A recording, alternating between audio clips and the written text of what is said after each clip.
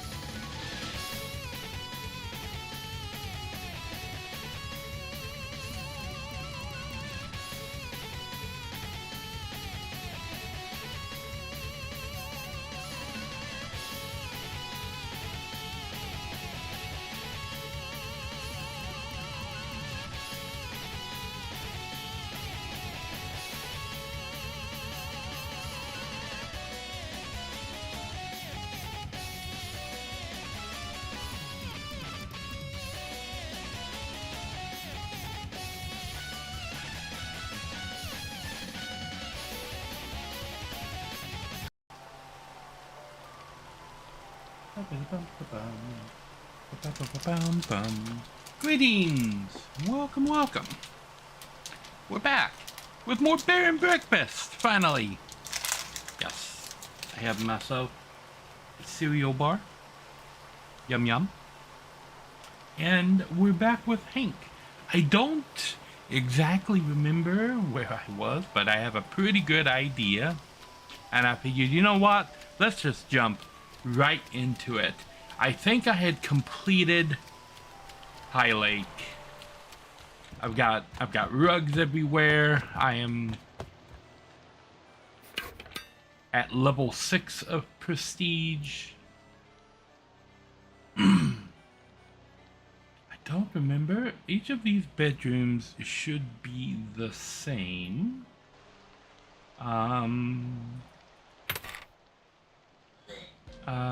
High Lake, yes. All of my bedrooms should be posting 25, 36, 36. Bedroom 7, 8 and 9 aren't finished yet, and bedroom 7 has a 40 for comfort. Ooh, okay. Bedroom 3 has a 33. Everything else has a 25. Okay.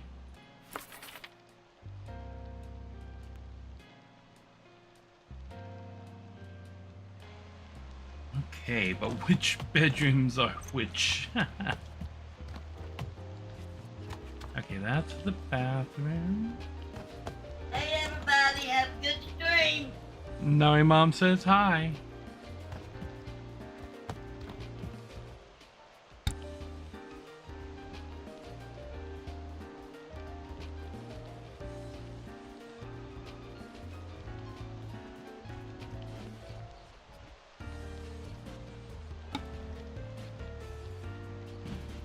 She is moving on up towards the living room.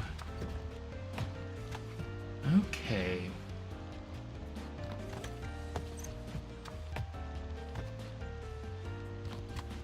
We need... Yes, the footrests. Okay, can I just build the footrests, or do I need... let's make just bedroom furniture. I had chosen the fluffy one. This one. I need mahogany planks. Right, so let's go see if we can't collect some mahogany.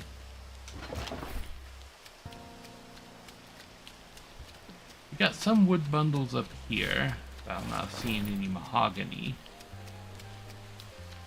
I don't know if I can buy mahogany planks anywhere.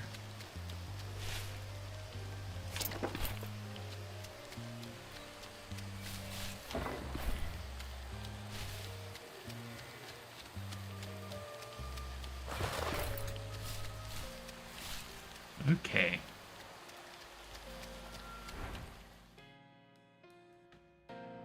Now over here in the forest is going to be a good place for mahogany. There's none right there.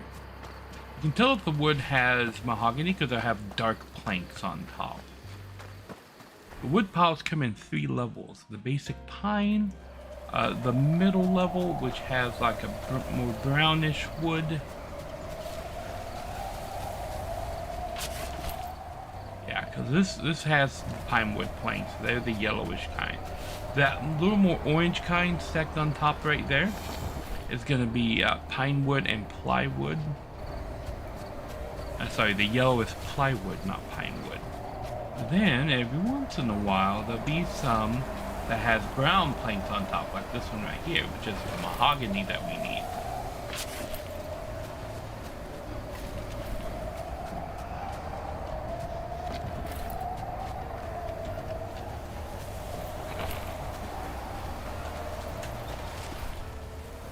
See right there, mahogany.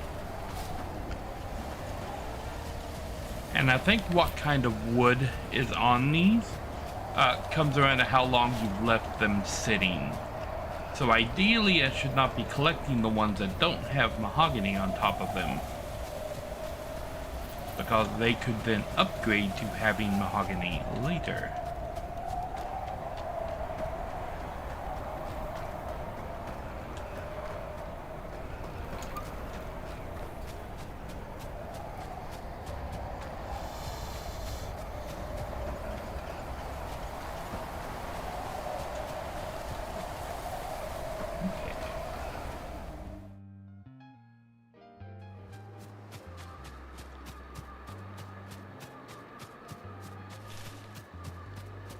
don't know if there's any mahogany out here.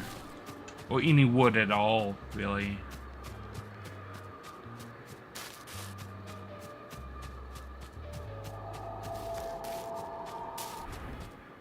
I don't know why I'm going in the cave.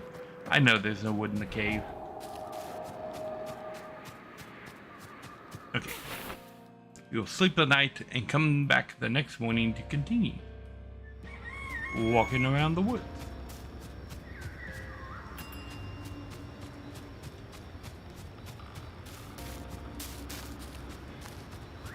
Now, I do wonder if I can buy mahogany planks at the bird store. That could be a possibility.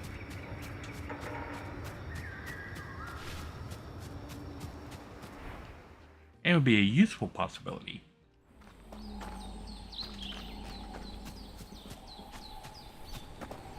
There is...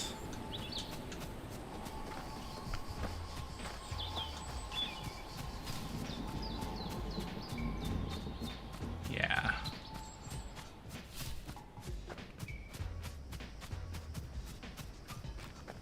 We gotta let these wood piles here level up a little bit more. Because that's only going to contain plywood.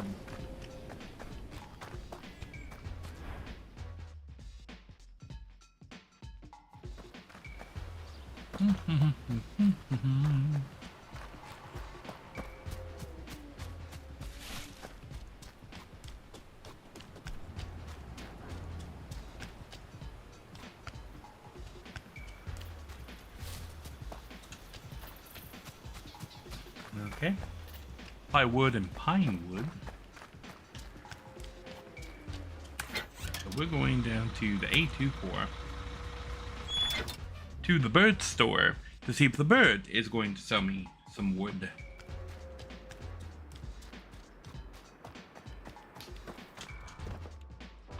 Oh. Aha.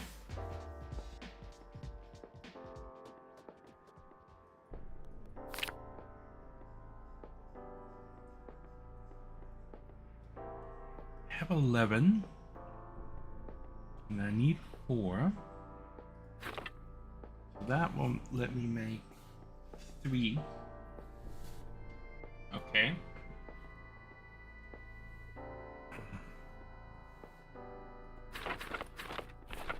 Four.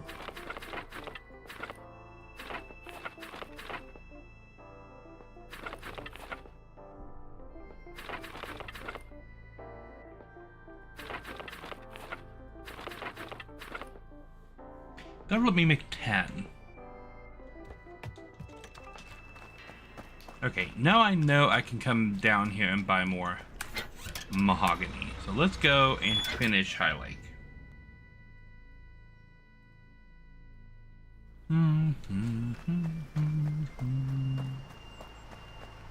Oh. All right.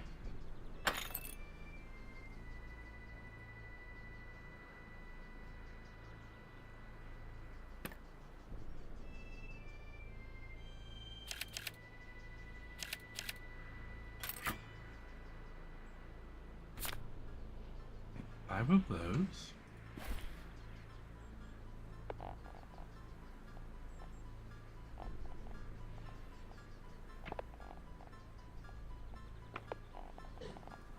All right. Now, when we check the cabins,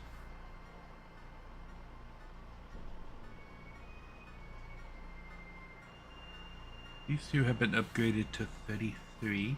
I need to find what's missing in all of these cabins.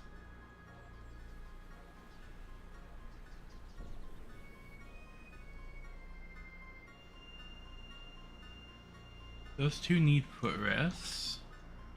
That one needs a footrest.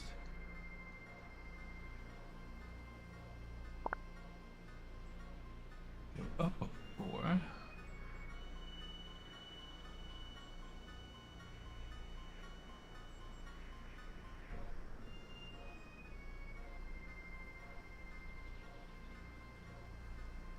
Okay, that's the basic bedroom.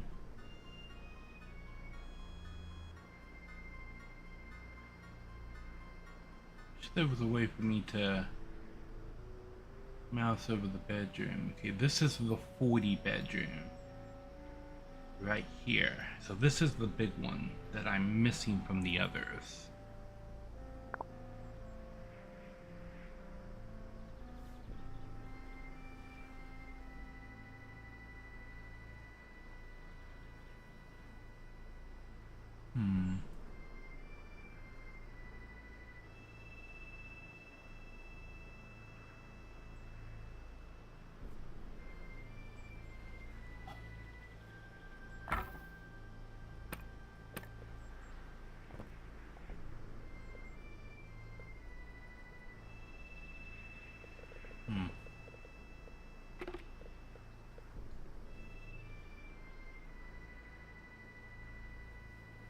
I wish there was a way where I could just see the ratings on the bedroom without having to mouse over a section that like doesn't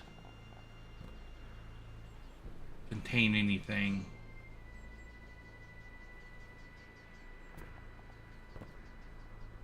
Okay. So I think what the other bedroom had that this one didn't was vanity.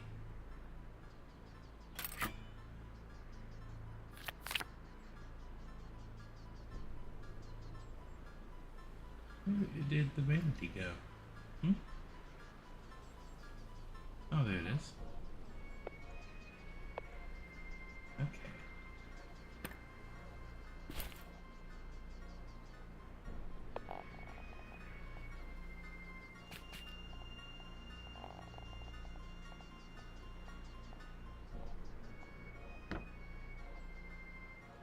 All right.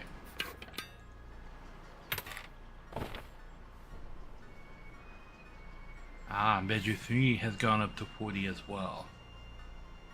Nice.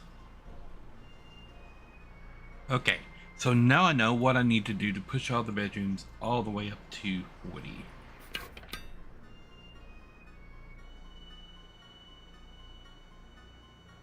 Alright. I will let her know she is in the other room at the moment. Okay. We need to drop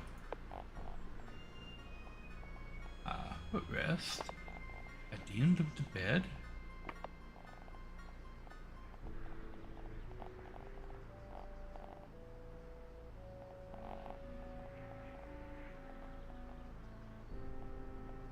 Bam, just like that. And then the room layout looks amazing. Thank you. Okay, we got 1, 2, 3, 4.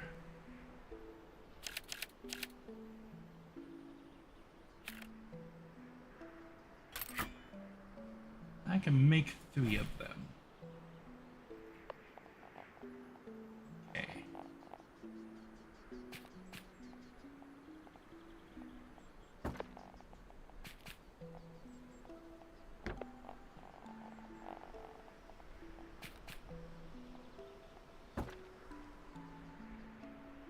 Right. And I need at least 2 more.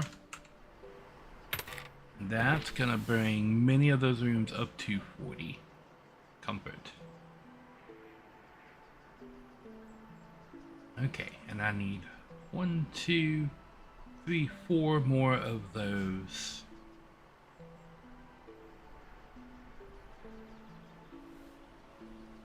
Into, okay, so we gotta go get some more mahogany wood. And at this point, buying it is probably the way to go. Did I go upstairs while you wasn't looking? Most likely. I did go up there to take a peek. I can show you the upstairs again once I get back up there. Okay.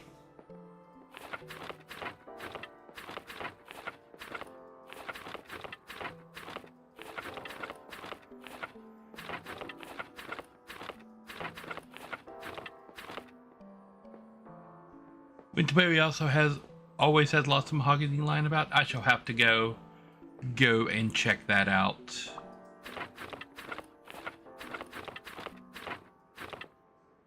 Okay.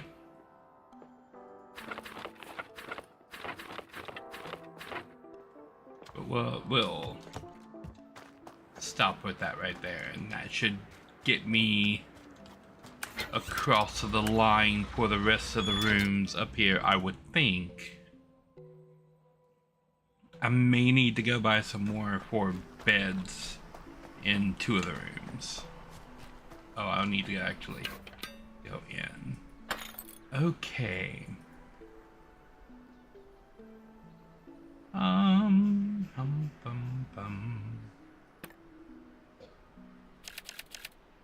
I'm gonna need at least 4 of those and at least 2 of these. Okay. And then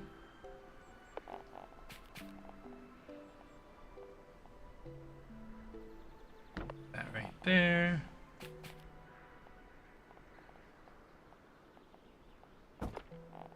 That right there. And those rooms, all the rooms on the bottom floor should not be showing 40, 49, and 36. And then we've got the 2 rooms upstairs, which are completely unfinished at this point.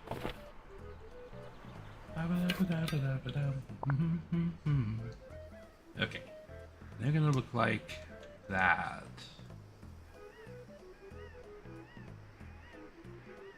Okay.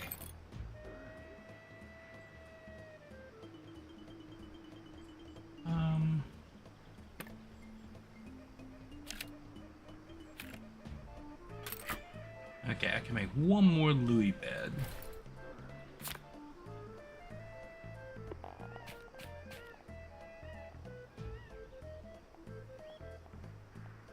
That goes right there.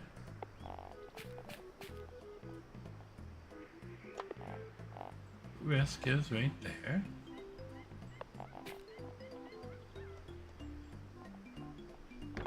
Vanity goes right there. And that should bring one of those 2 last bedrooms. 40, 41, and 36. Ooh, what am I missing here? Decorations. Okay, what is that room missing that this room has? Oh, the bear stands. Ah. Do I have any more little... Yes, I do. Okay.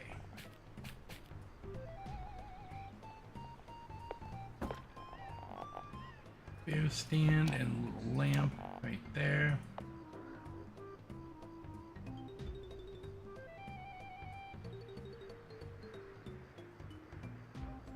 Okay. And then the next room is up there, and I need to grab some more mahogany. Let's go up to Winterberry and see what we can find. Just laying about.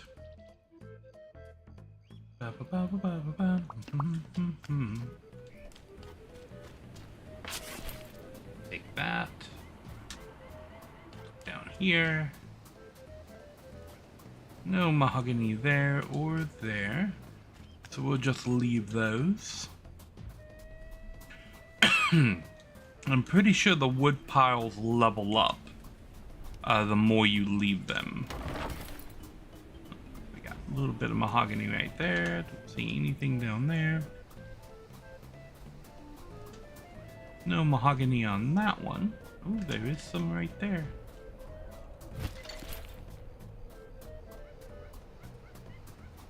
So I will only be taking the fully mature wood piles. Can I get through here?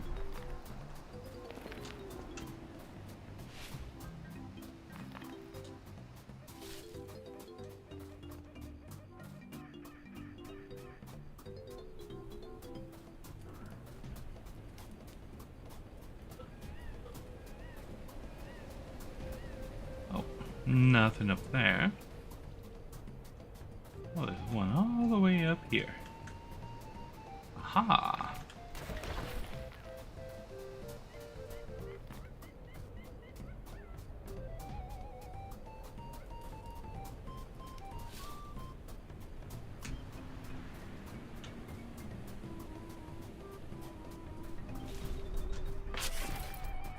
Do they spawn the same way every time? I'm not sure. I feel like I walked past a wood pile, not picked it up, and then when I walked past the same wood pile later, it had more wood on top of it.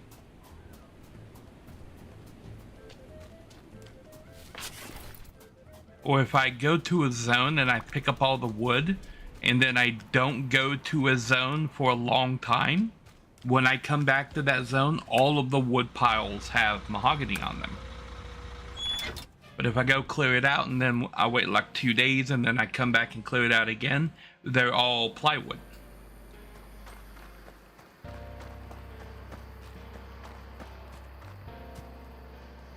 Okay. I need to build a bed. One of the Louis beds. And I think I already have the vanity and I have the footrest. Yes. I have the bear shelf and the brass lamp. Nice. Okay, so I can go ahead and set up that upstairs room basically. That. Because it gets the bed right here under the Hank portrait. And then we get the footrest right there. Oh, before I put that in, I'll make sure I put in the bear stand.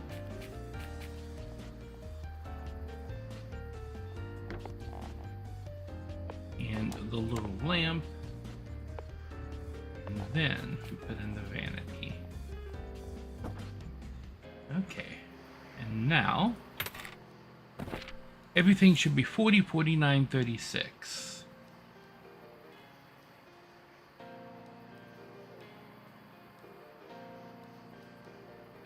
Nice.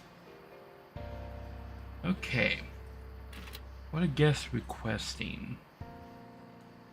They're requesting like the 18 and 19s on the high end of comfort. And there's 40 right there. We're well within the ranks of every guest, I feel.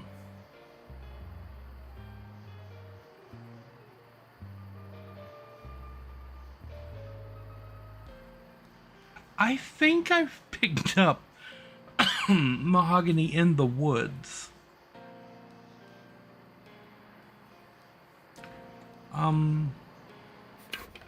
I kind of feel like we're at prestige level 7, that High Lake is done. I think there are other things I could add to those rooms. But that would just be decoration, but I don't think we're ever going to need it for High Lake.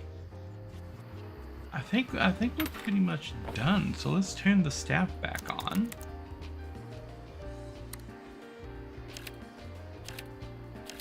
Get him to manage every room.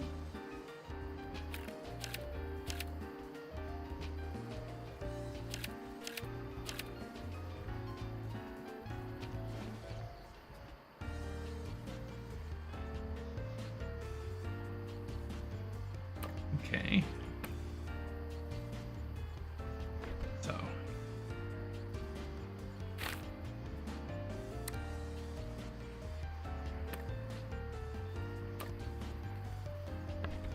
Alright.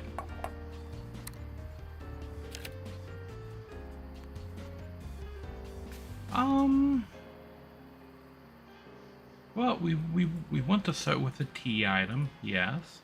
And of course a breakfast item. Nice. And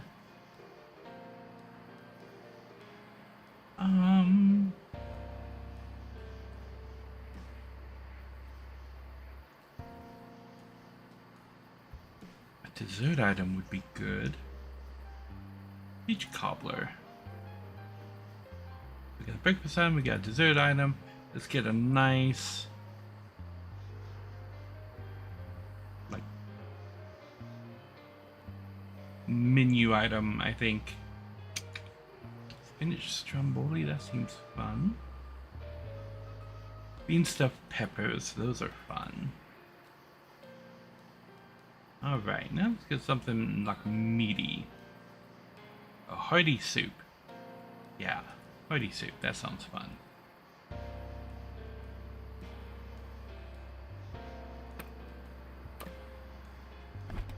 Alright. So now.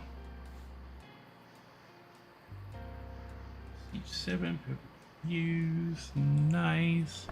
I think we're good to go on that.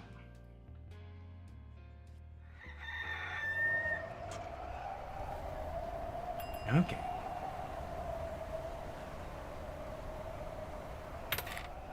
Let me check out what we've got here.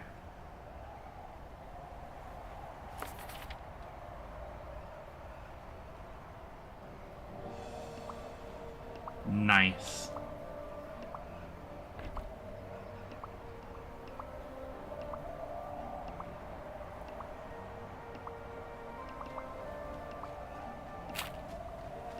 Okay.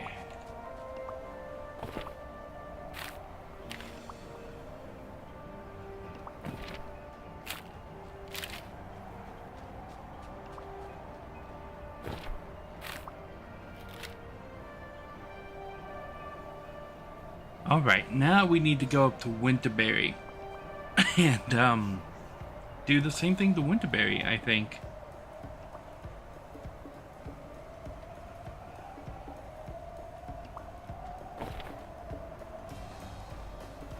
Okay. 30, 24, 18. What are the guests requesting?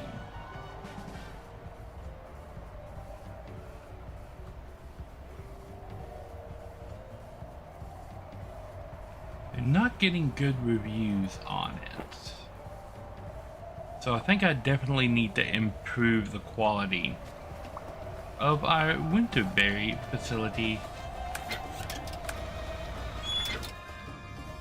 So that's what we'll be doing today.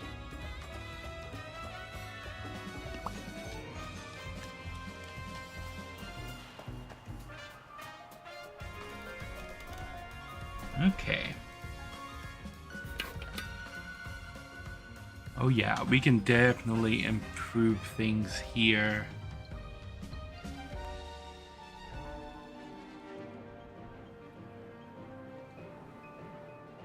Okay.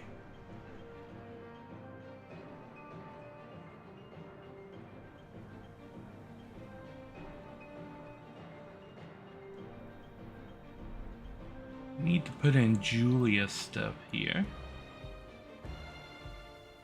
And we don't have enough stairs? Oh yeah, we do. Here we go. Oh, where's the button?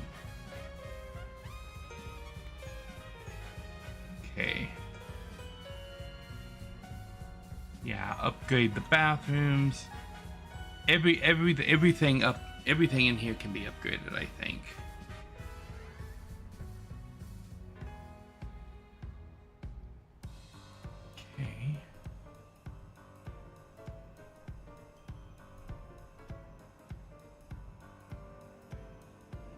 I wonder if that can just be converted into one room.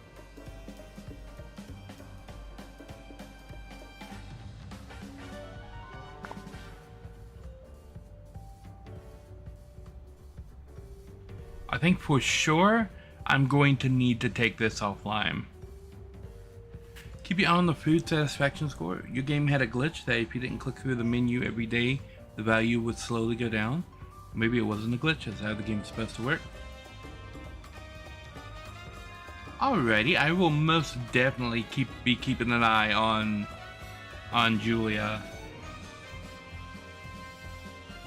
I think we're gonna leave this building the way it is, with the dining room, kitchen, theater, and lounge over here on this side.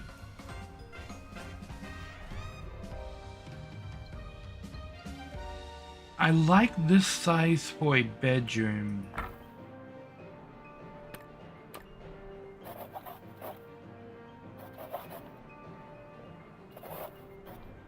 Okay. It's a 4x5. Are all of these 4x5s? Except for these.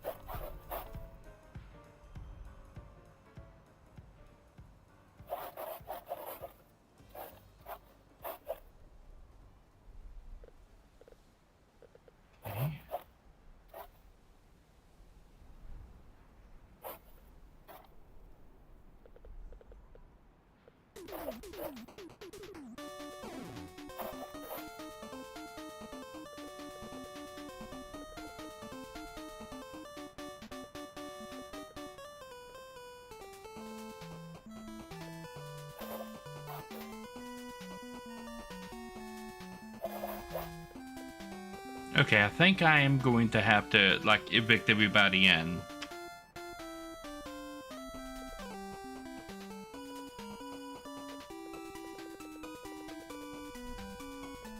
Alrighty, I will definitely be keeping a track on that.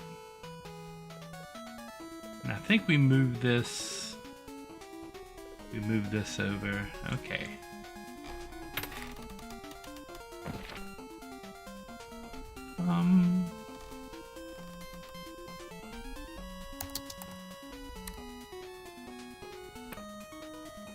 Okay.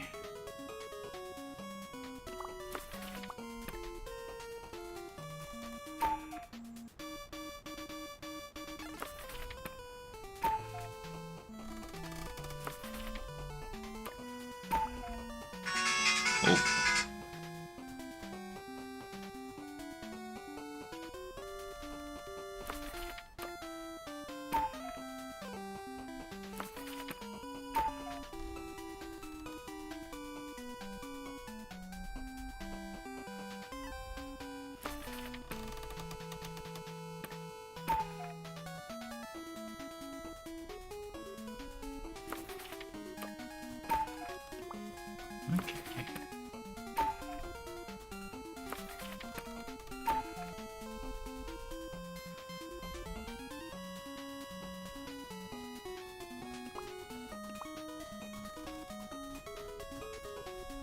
Let's just go ahead and do the kick to all of them.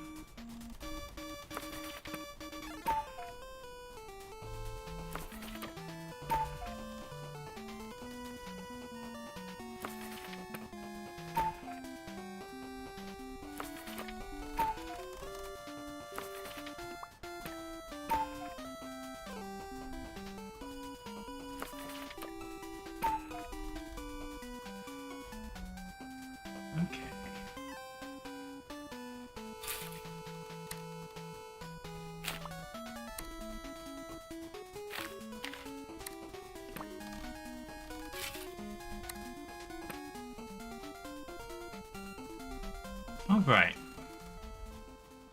Now, I should be set to start just redesigning everything.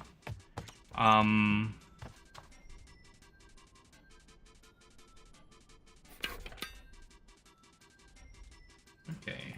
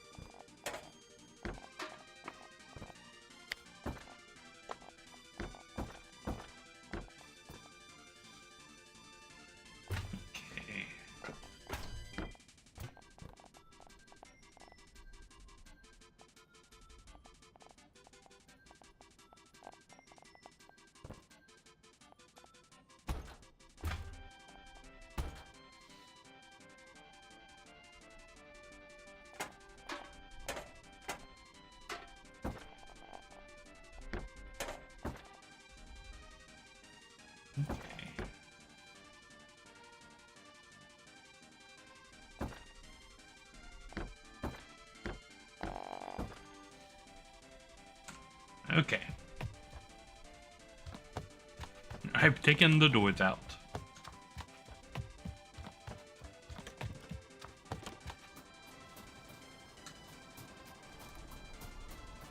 Let's go to our storage.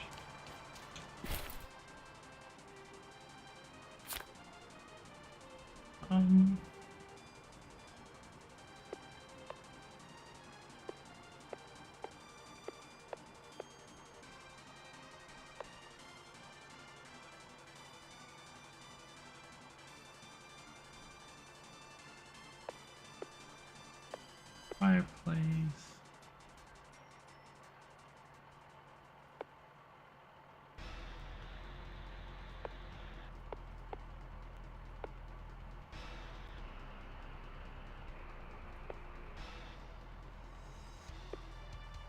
Okay.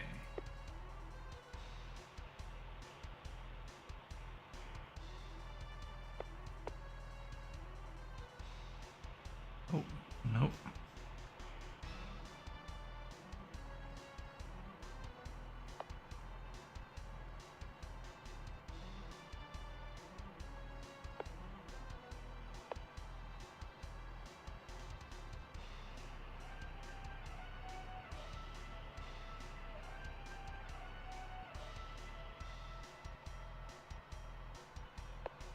That out. That out. Take that out. That, keep that. Okay.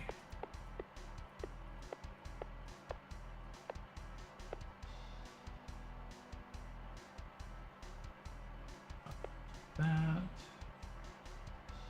And then we're getting into mats right there.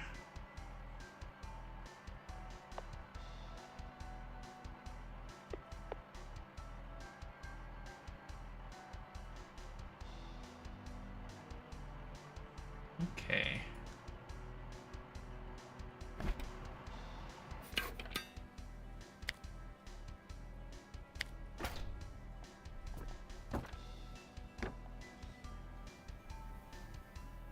Get just a look at the floor plan here.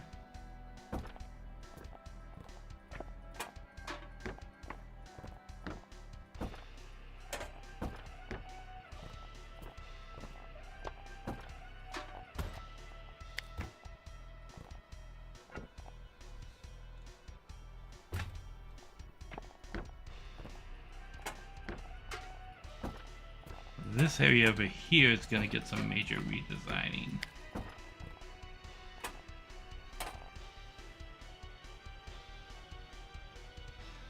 Okay.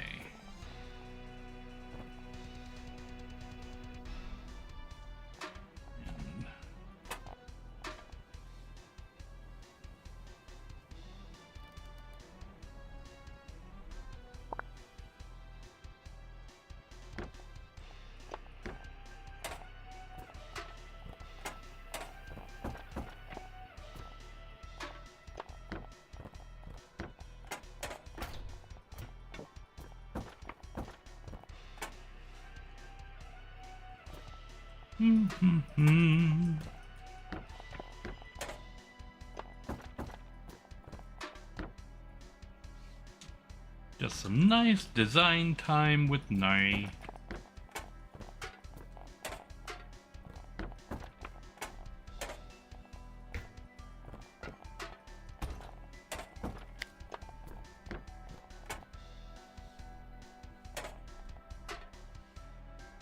Okay. Yeah, we want to standardize these rooms, even if that does make some free space. Okay.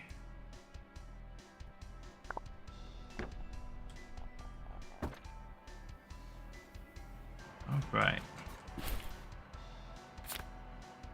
So let's sort and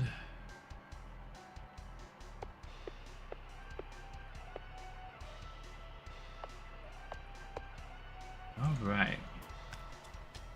With no room in that container, that's going to take us down to the 824 to do some recycling.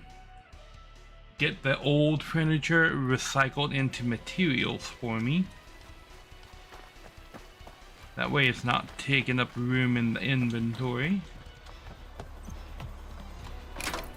Okay.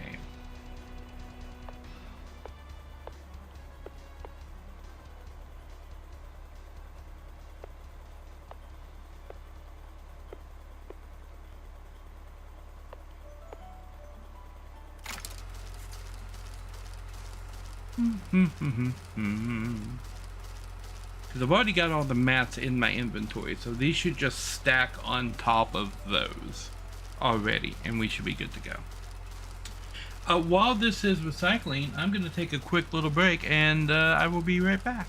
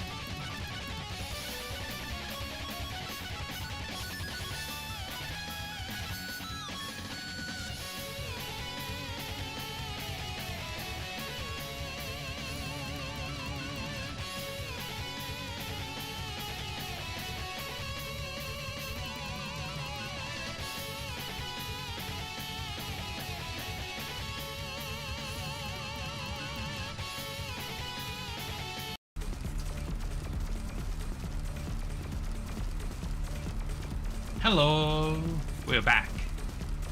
And we are still recycling. Yes. This is my third or fourth recycling run. I just kept recycling things over the break. Went to check on Nari Mom. Went to check to see if anything else from the throne list had been delivered. We are waiting for some specific items for Nari Mom. Yeah. So, like, once those get here, Nari Mom will be, like, much better off. That's just about the only... Okay, so, we'll go... You know, we'll restart the day.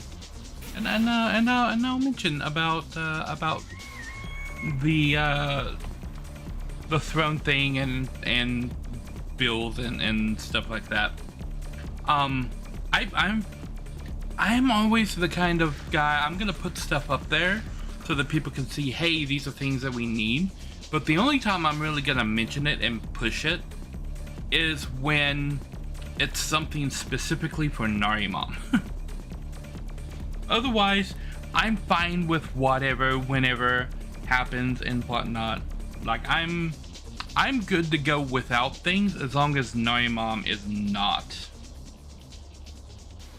So yeah, whenever I mention something specific, like I did the other day with the collab, cause Lindsay got a whole bunch of stuff, and then I'm like, hey, there are these 2 other items that are on the other list that we really need for Nari Mom. So I'm like, yeah. I felt like I should explain that, because I do say I'm never going to come right out and say, hey, can you guys get me this thing? Right?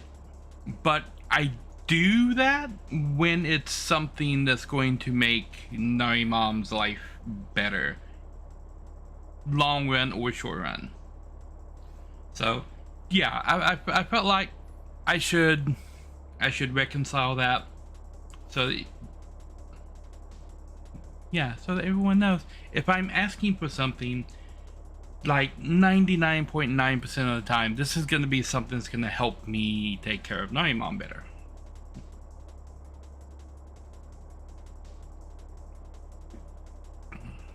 Yeah, I'm not, as I said before, you guys, you and Lansley are keeping us afloat here with everything that you're doing right now. That is more than awesome. It's fantastic.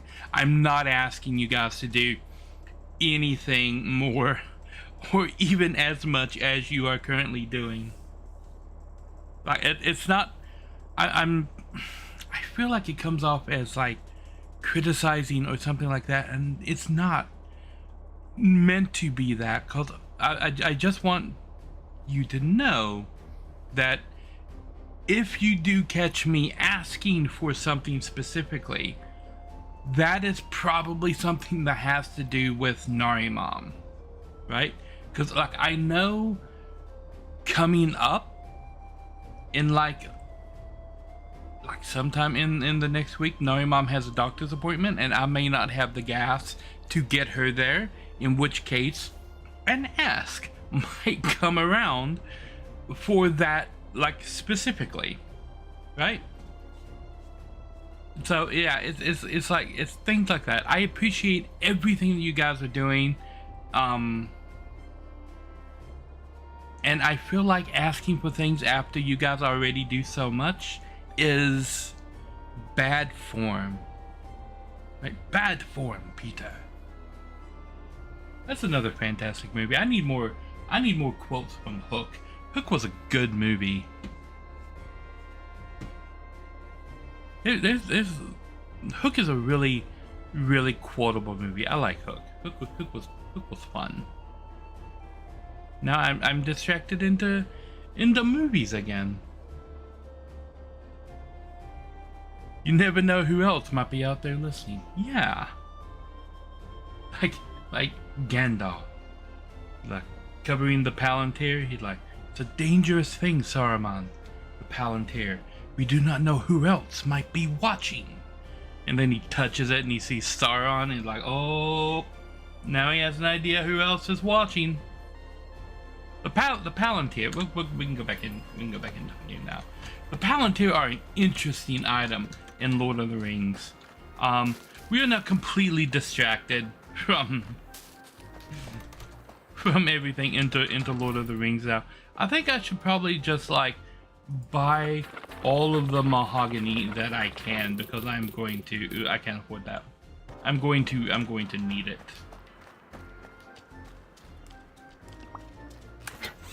Okay. But yeah, do you know anything about the Palantir in Lord of the Rings? I don't know if you're a big Lord of the Rings fan or not. Oh yeah, I've got more stuff that I need to take down. Okay, let me make sure that all these rooms are in fact empty. Nice, and we'll pop down to the first floor.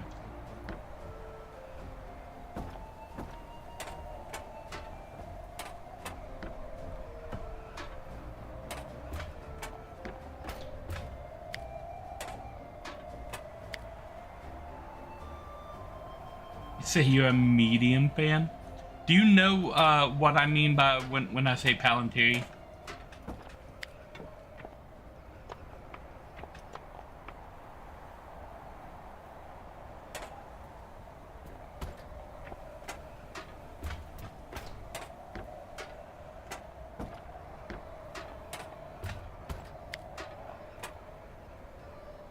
Okay. Yeah, the communication orbs. They are a very interesting item in the course of the Lord of the Rings, because they're an item that always tells the truth. I believe there were 9 of them, and I've tracked where all 9 of them ended up. And there are 9 normal ones, and there's a special 10th one. And one of them was in the Watchtower of Amansul. That's where the Witch King stabbed Frodo, Weathertop. They kept one of them in there. So the Witch King had one. Put that in there. Decorative lounge object. Put that in there.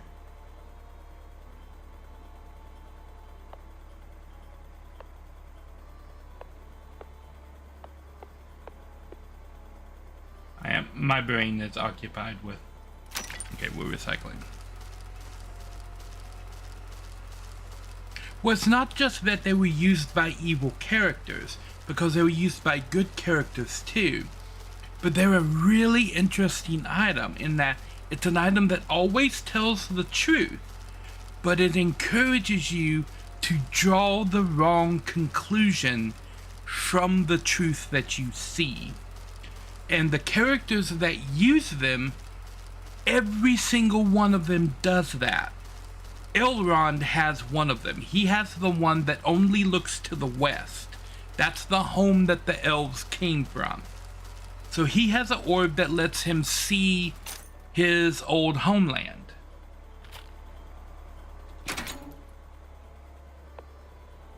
Didn't recycle that. That's weird. I will throw it in there again. Kitchen object, decorative, that's dining room object. Movie theater objects, that's decorative. Lounge, that's lounge. Decorative. Okay. And when Elrond uses it, that's what triggers his desire to want to take the elves and leave Middle-earth. Because he's looking towards home, and he thinks it's time for the elves to return home and leave Middle-earth to the other mortal races.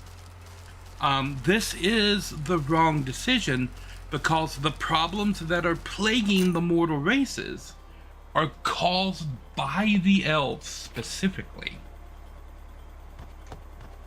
So he is leaving Middle-earth to its fate, as he says in the movie, but it's because of the elves that the Middle Earth is struggling with the fate it currently has. So they do have a responsibility to sort this out. And it's a responsibility that they are running away from because of what Elrond sees in the Palantir. That's a really interesting thing. Another character who has one of the Palantir is Denethor, the steward of Gondor. He has one of them in the White City. And he looks through the Palantir, and what he sees is the world being destroyed by Saruman. These are things that are actually happening, but it's not as bad as it looks on TV. Yeah, and he was being influenced by Wormtongue. We'll get to that in a minute. But, well, no, not Denethor.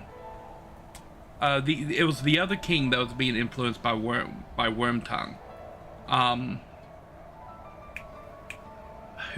What's the name of the king of Rohan? Oh my god, his name is leaving my brain.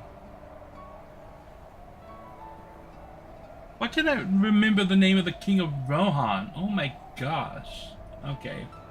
Google, rescue me from the brain fog. King of Rohan, Theoden.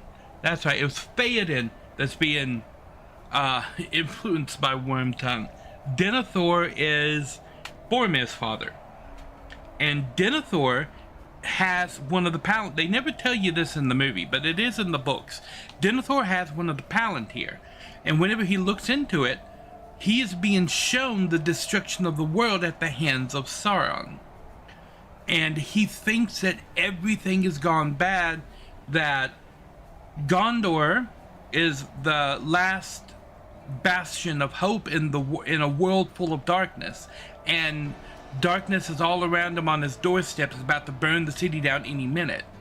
So that throws him into despair that we see him act out in the movie, and it's coming from the Palantir, and he's being shown things that are actually happening, but from what he sees, he draws the wrong conclusion that there is no hope left. But it gets better, because we're shown that Saruman has one of the Palantir, and he's being shown the same thing, and falls for the same trick that Denethor falls for. That there is no way to get out of the situation that they're in unless they side with Sauron. And Sauron is showing him the armies that are inside of Mordor, and then the places in the world that he's attacking, like burning down the dwarves' home on the mountain and attacking Legolas's lands in the north, in the forests of Mirkwood, because he was doing those things while the Lord of the Rings was happening. That's where the majority of his armies were before the Battle of Pelennor Fields, in like the Fellowship and the Two Towers. He was in the north attacking the dwarves and the elves. And so he's showing this to Saruman to get Saruman to join with him. But it gets better, because Sauron is not immune to this. Sauron is also using the Palantir, and at one point, Pippin picks the thing up. And this is a one-way conversation that happens between Pippin and Sauron, and both of them get the truth, and both of them draw the wrong conclusion from it. Pippin is shown by Sauron that the world is going to fall, that his friends Frodo and Sam have already fallen, and that Gondor is next, because he shows him the white tree of Gondor burning. So from this information, Pippin comes to the conclusion that Frodo and Sam are dead. But they are not. But Sauron also draws to the wrong conclusion, because Sauron knows that a hobbit has the ring, but he doesn't know which one. And now there's this hobbit that has Saruman's palantir, which means that this hobbit is with Gandalf, and he knows who Gandalf is. So he comes to the conclusion that it's this hobbit that has the ring, and it's not. He gets shown the truth, and he draws the wrong conclusion. And it happens one more time when Aragorn uses the palantir. Because Aragorn is shown an image of the White City burning. This does happen at the Battle of Pelennor Fields. And he assumes that this is one of the futures that could happen should he fail. But he also shows Sauron the reforged sword that cut the ring off his finger in the first place, and the ring of Baron-Here, which is on his hand as he's holding the sword, to show he is Isildur's heir. So he's showing him right off the bat, I'm Isildur's heir, I'm in control of the White City, and I have the sword that ruined you in the first place. And he tells him he's going to be marching on the Black Gate. This is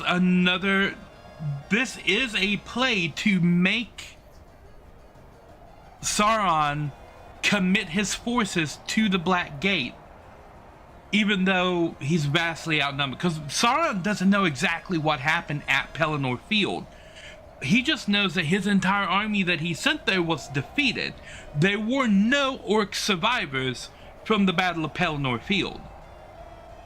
So he sent the majority of his force there, and they were handily defeated by whatever Aragorn had going on over there. So now with Aragorn saying, I'm coming for you, that got his attention. And he drew the wrong conclusion that the threat was at his front door when actually it was already inside of Mordor. It's a brilliant piece. It's a brilliant item in the fantasy, that it always tells the truth. It can't do anything but tell the truth. But every single character that uses it draws the wrong conclusion from what they see every time they use it. That is brilliant in my book. I love that. It doesn't come across that way as much in the movie, but in the books, when you stop to think about the people that are using the Palantir, every single time they saw nothing but truth, and they drew the wrong conclusion.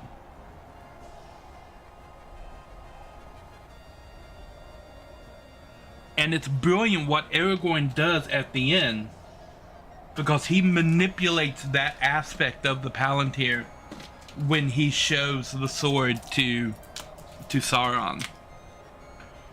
He realizes what people are doing with these things. He realizes how dangerous they are, and he realizes that he can manipulate that aspect of it to trick Sauron, and I think it's fantastic. Anywho, Lord of the Rings moment there. I'm gonna delete this room, and I'm going to delete this. In fact, I'm gonna delete all of these.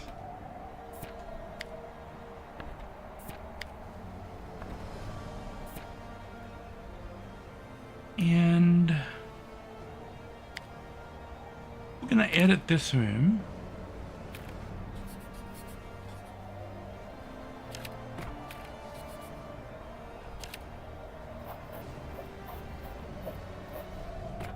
Okay. That's good for that.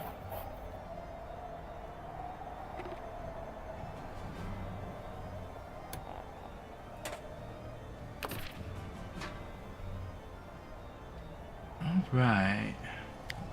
edit this room.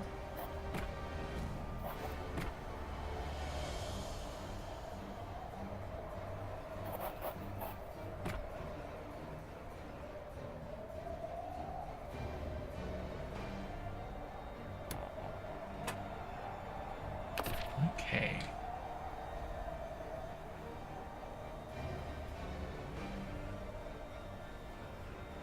I'm going to add another bedroom over here.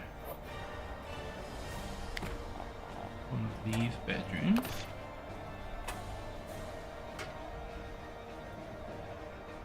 Okay.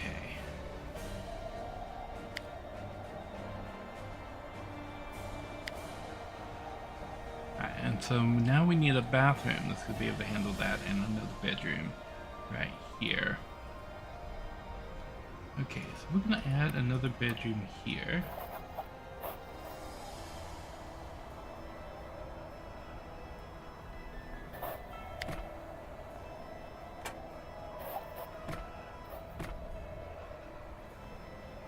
And I think we'll be able to get around that.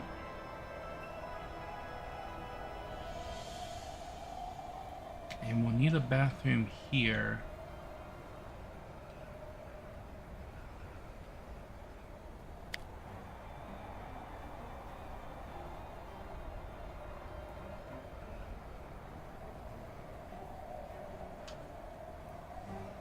Now, do I need...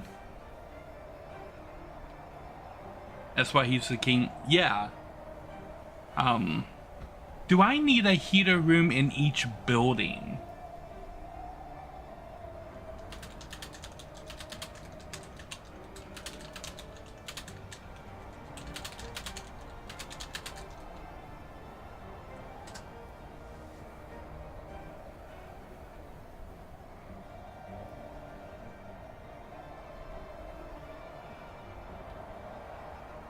Yes, I do need a heater room in each building.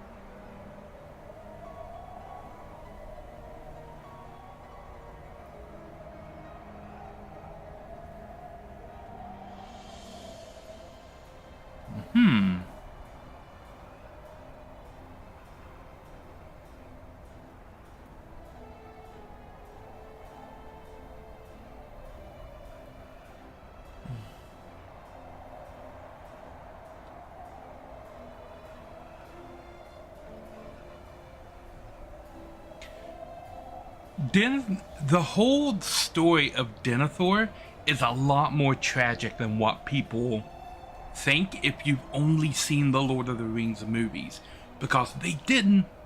No, they did not. They did not show that part in the movie, because technically he didn't have it in his hands when he died. You could argue that he died from the fall when he jumped off the front of the White City. Like he ran and jumped off the ledge after he was already on fire. And they skipped a lot of the backstory of what was happening with Denethor, with who he actually was and why he was the way he was in the movie. And I get it, they can't put everything in the movie. They hit some of the broad points of some of the other characters in the movie, but they really just made the movie about Frodo and Sam in the ring, and did other things when they could.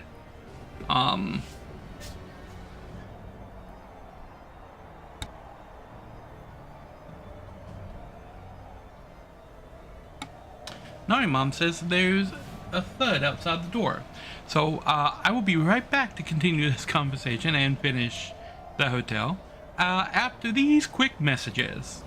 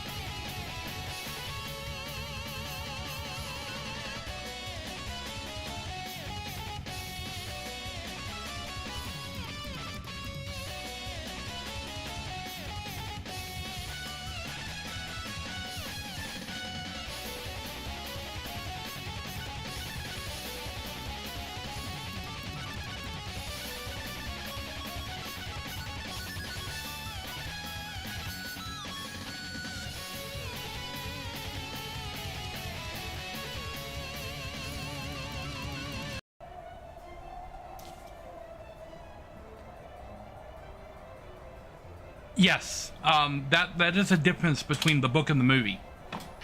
In the book, after it's Gandalf, Pippin, and somebody else, Barathor or something, that ended up rescuing Faramir from the fire. And when they did, Denethor broke his staff, leaped on top of the pyre himself, and was clutching the Palantir and just burned to death there on the pyre. They made it a little more cinematic in the movie, took the Palantir out of the scene and had him run from the place and dive off the front of the city.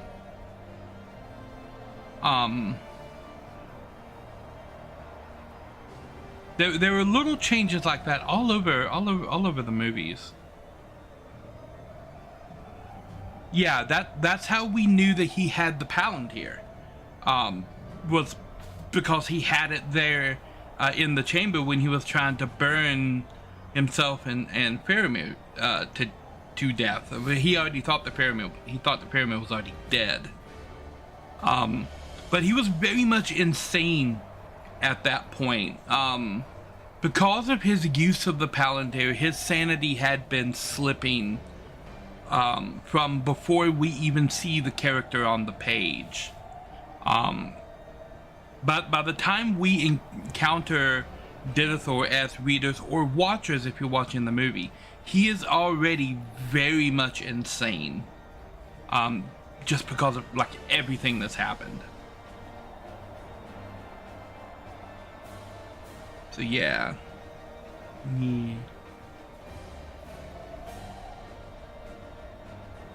Yeah, it was Gandalf that figured out what had happened to Denethor. Because Gandalf already knew the nature of the Palantir. That they tell you the truth, but you don't always understand what they are showing you and why it's the truth. Gandalf understood that nature about the Palantir already. So when he found out that Denethor had one of these things, it was very much a, oh, that's what was happening, like, situation there.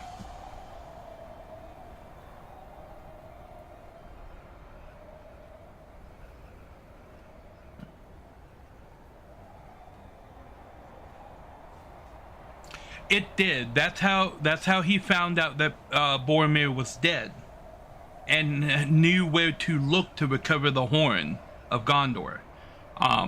He found both of those things in the Palantir, and it's another thing that drove him like closer to the edge.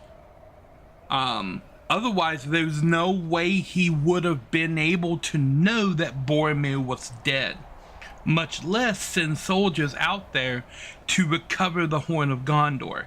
He knew exactly where to look to find his son's body. Because that was a surprise to Gandalf, that he already knew that, because Gandalf warns Pippin before they go in there, he probably doesn't know his son is dead. You probably shouldn't be the one to tell him his son is dead. Gandalf warns Pippin about that. And then when they go in there, they find out he already knows. And that's a little perplexing, because this isn't like the internet days. News doesn't travel that quickly. Because he hadn't received word about the Fellowship yet, but he knew that Boromir was dead.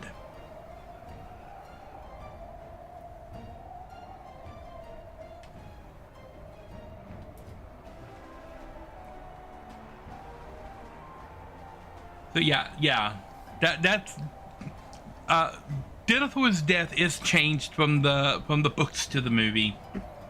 I understand why they did it. They don't have like the running time to put all of this stuff in there. I need to create a bathroom like that right there.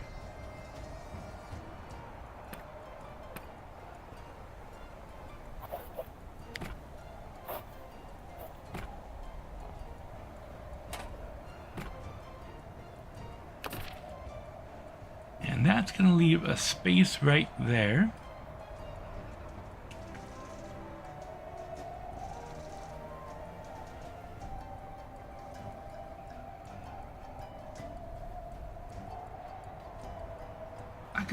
heater room right there, right?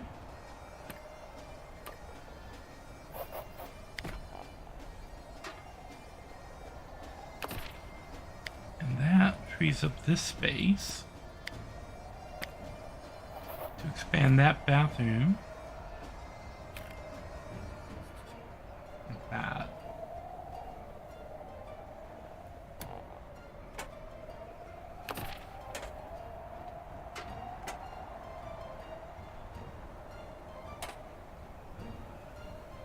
Okay. That's those rooms covered, that's those rooms covered, that's all of those rooms covered. And this is dining room, because we need a dining room over there. But what we don't need is a dining room over here, because there are no bedrooms over here.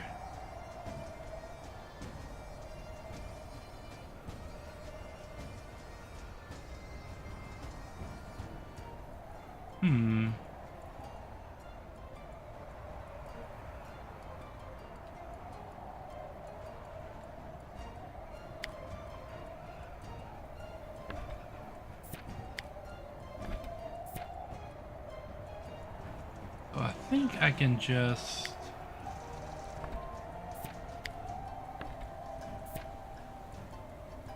we're going to build out special movie theater up here.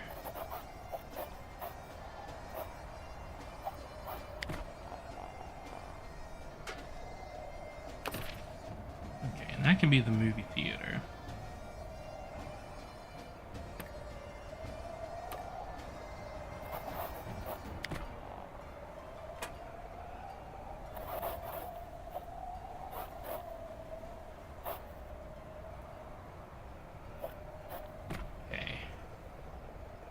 That can be the lounge.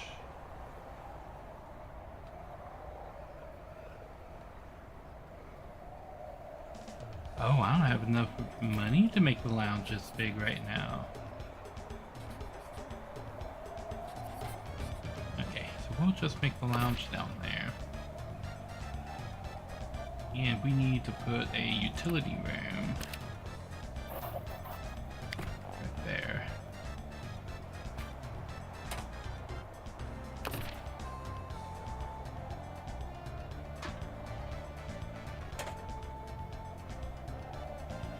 Okay.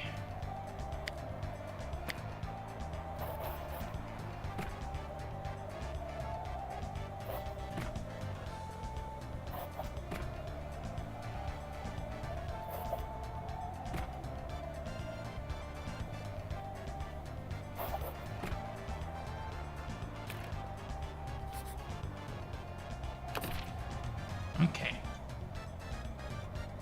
So I need to close 2 more right there, and then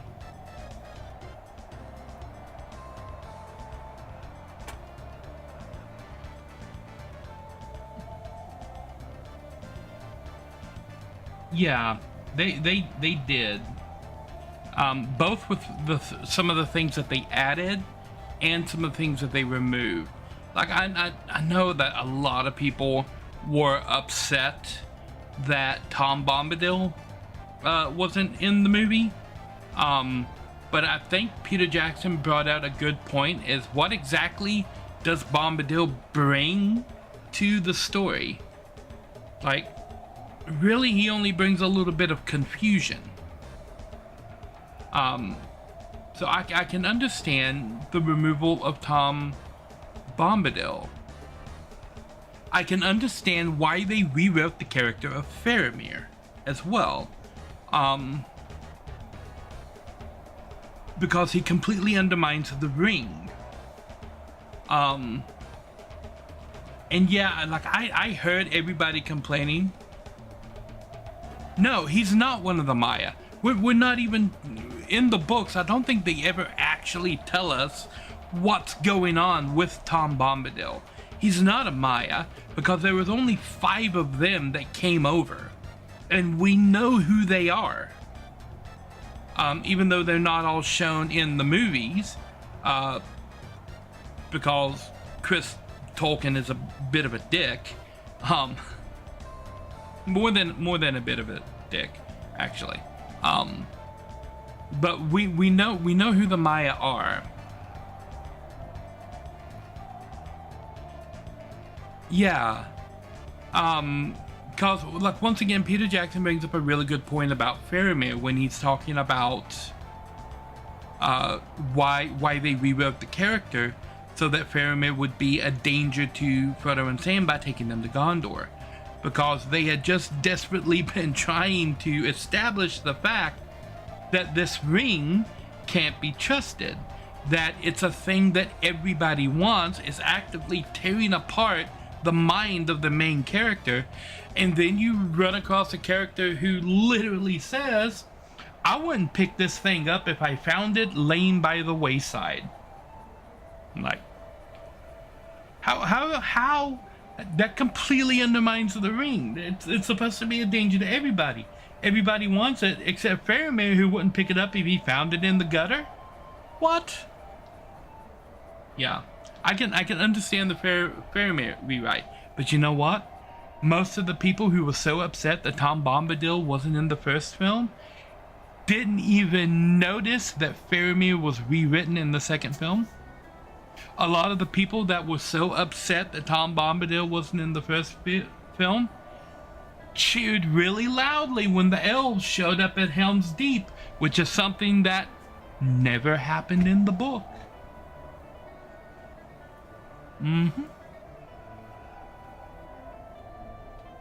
All right.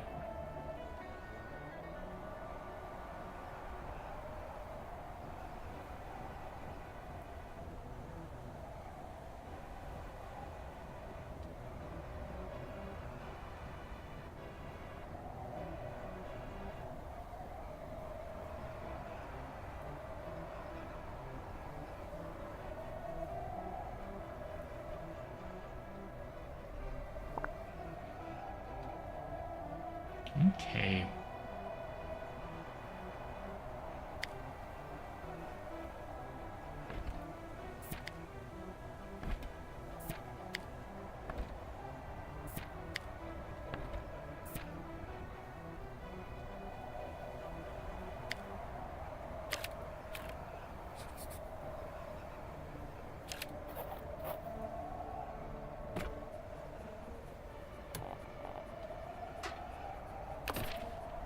Okay. Got that.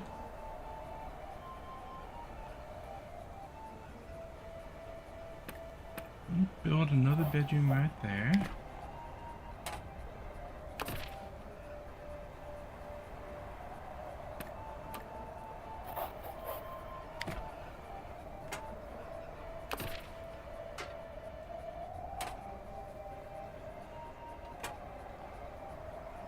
Okay.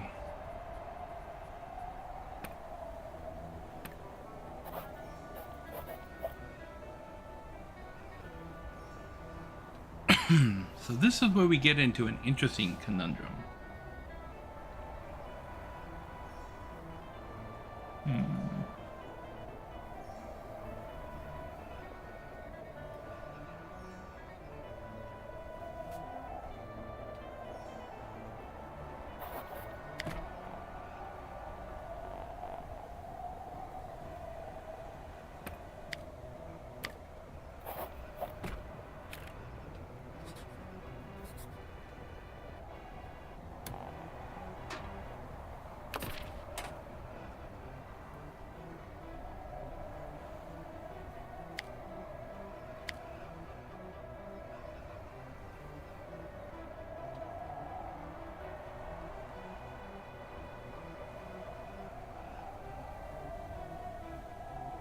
Okay.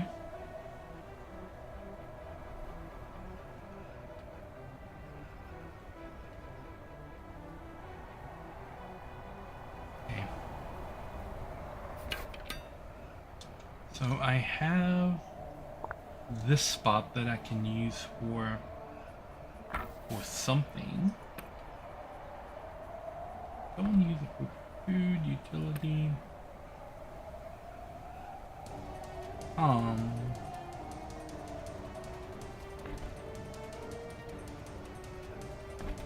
I could just use it as like open area and put stuff in there.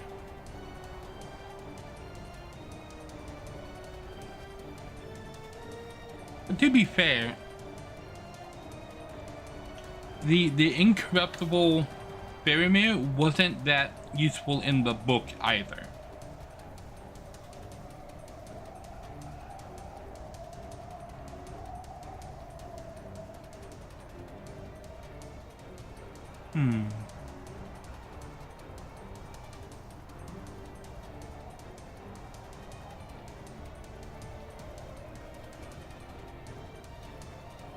Ooh. Hiding places. Yeah.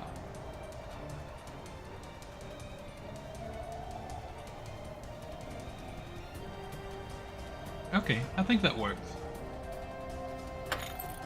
Okay, so let's sort the inventory here.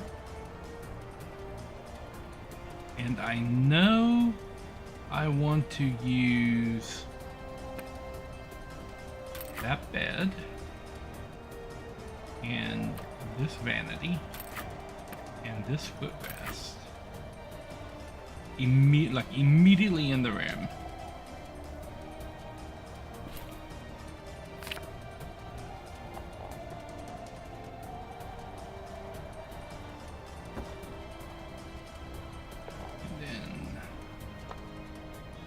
Footrest there.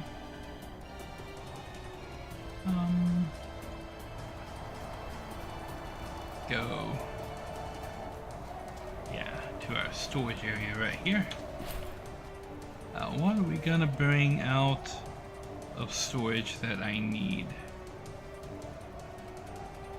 Some of these. Let's sort this.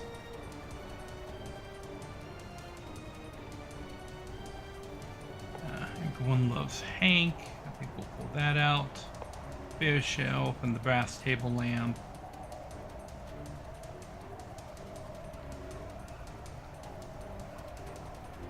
Okay.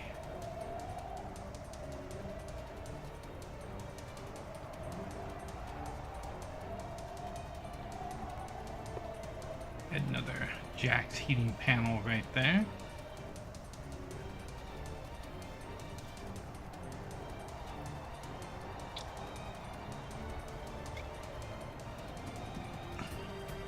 Yeah, but I've always rather disliked characters whose only job ended up being a love interest or babysitter.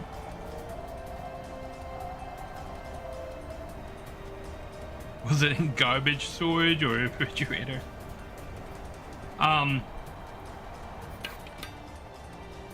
Cause one of the things that I guess famously dislike is one of the Cullens in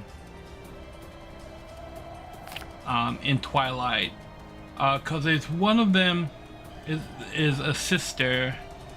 She's one of the sister Cullens, and she hates Bella, and the only thing she ever does for the entire books and movies and stuff is hate Bella for no real reason at all. She just hates her.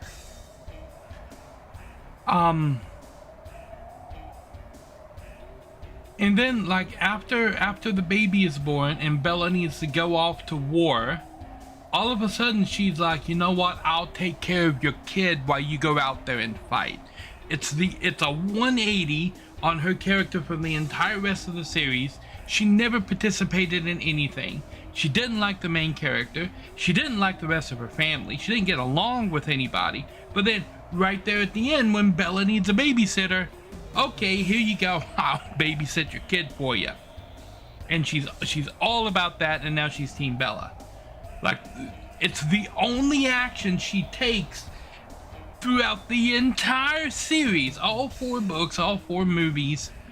It's the only action she ever takes, as if the writer found herself in that last moment saying, I need somebody to watch the baby for my main character so that she can go off and fight this huge battle. You don't take your kid to war. So she wrote in this character whose only job was to be a babysitter, and then wove her back through the story as being, as quote, being there but not doing anything. Oh no, but he had to go to the war too, because it was the big vampire werewolf war right at the end, which they didn't even fight because they like did it in a dream. But yeah, it's I don't even remember the character's name. It's how pointless she was to the story. She's only there to babysit in that last moment. Well, I feel like Faramir is one of those characters. Like, Faramir is only in the Lord of the Rings to be a problem for Frodo for a little bit, to slow them down so that the whole thing about the Battle of Pelennor Fields and the crowning of the Witch King can happen at the same time. Because Tolkien realized he needed markers in his story to let the readers know what was happening when. Because if you only know Lord of the Rings from the movie, you think everything is balanced perfectly. That's not how the book goes.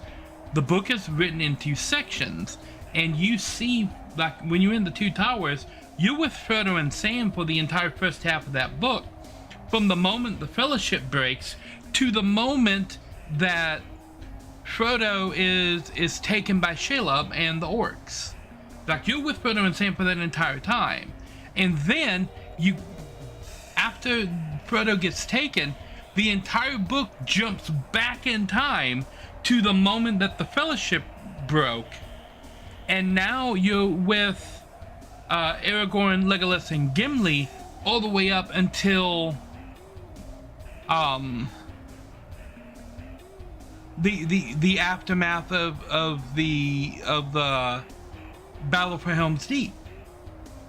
And it does the same thing in book 3. It jumps. You have these huge time jumps of going back in time, and the only reason that you know where things line up is because you see things from both points in a story. Like when the Lich King is crowned, a huge green light shoots up at the top of Minas Morgul. Frodo and Sam are standing right outside the door of Minas Morgul when this happens, and we see it from their point of view, so we know when that happened for Frodo and Sam. And then later, on the eve of the Battle for Pelennor Fields, Gandalf and Pippin notice it from the top of Gondor. And so that's the marker where we have, like, oh, so this is happening at the same time that this thing already happened with Frodo and Sam. And going back to the Lord of the Rings, Faramir feels like an obstacle that was inserted to make sure that these events line up at the right time, because he has no interest in the ring, and he doesn't do anything else in the story other than get into a relationship with Arwen in order to take her off of Aragorn's radar so that he would be free for Arwen. Arwen, another character, massively rewritten for the films. In the books, Arwen didn't do jack shit. She wasn't the one that found Frodo. Glorfindel was the one that found Frodo. Like, yeah, she made the choice not to go with the elves back to the Grey Havens, like back across the sea. Glorfindel did get shortchanged. He was completely left out of the movie entirely. Even when there was a chance to put him in the film, they replaced it with Haldor. And yeah, like, Haldor's a great character, but just call the dude Glorfindel, and like, you don't need to invent an elf which I'm pretty sure Haldor was invented. When you had one that you shafted because you decided to give it to Arwen instead. And to be fair to the books, I think Arwen was dispatched to look for Aragorn and Frodo, because Elrond didn't know where they were, so he dispatched riders in all 4 directions to search for them. And it was Glorfindel that found them going east. And I think Arwen went north or something, and they just swapped that for the movie. Because they needed to give Arwen more screen time. Which many of the ladies in The Lord of the Rings did not have a lot of.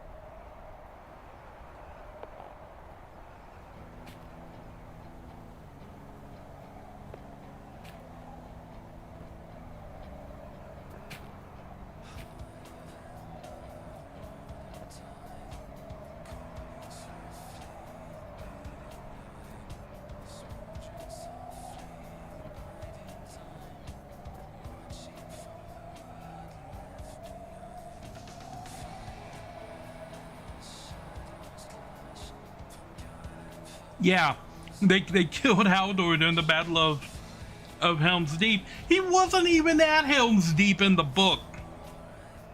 The elves didn't show up to help.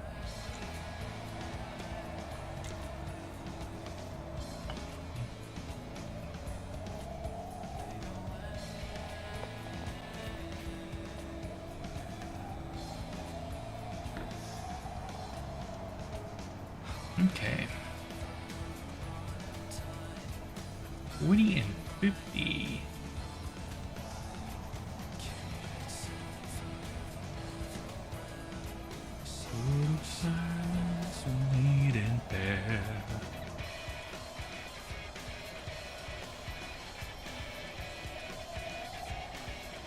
I feel like the expectations for this place are a lot higher.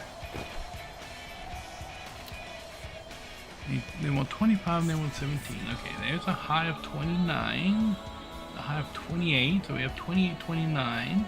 There's a high of 75 with decoration.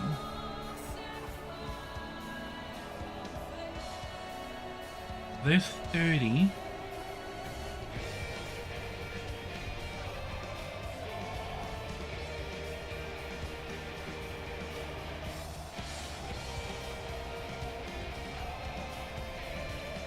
Get 6 with perfect temperature at all times. Okay, so I feel like if I have 30-30, I should be pretty good to cover most of it. This guy wants 43. I think I can push the rooms up to 43. I don't know if I can push the rooms up to 45.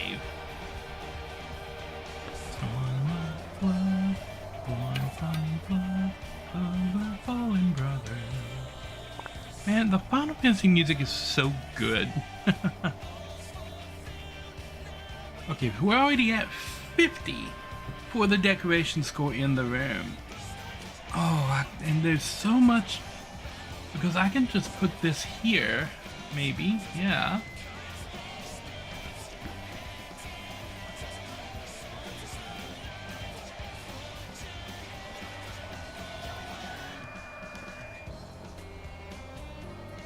And that frees up over here. I can put the big armoire in this room.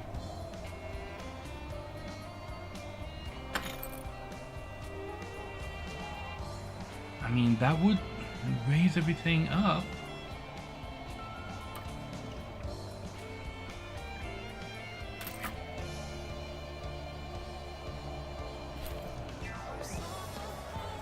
Yeah, I mean, I have totally have enough room to put that armoire in there. And the guests in the room don't need to have access. So that brings us to a 49.57.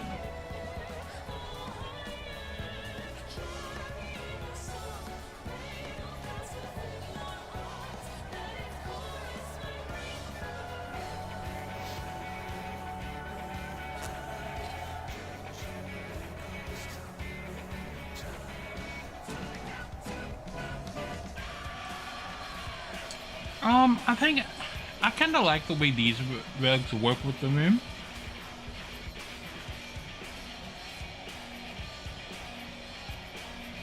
And it has to look okay.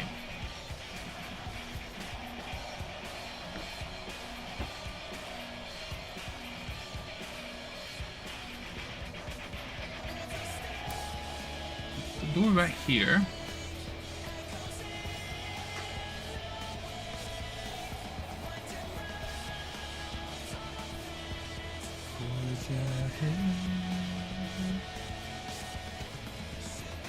And can I get away with shoving Wade's cart right here in this little hallway? Yes. Perfect use for that little hallway. Just shove Wade's cart in there and we're good.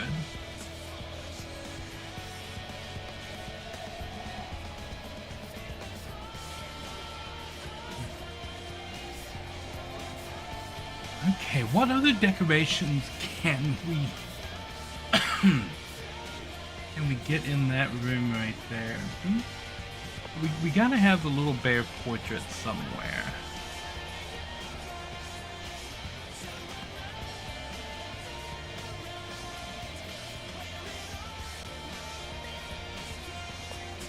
Stuff that right there. That brings us to 58.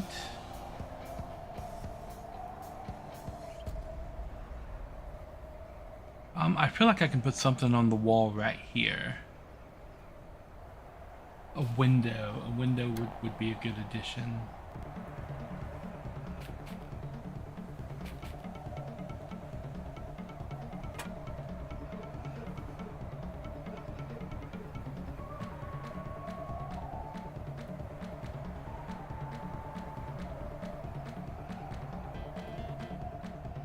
I feel like I haven't had that much of a problem with my bathrooms yet.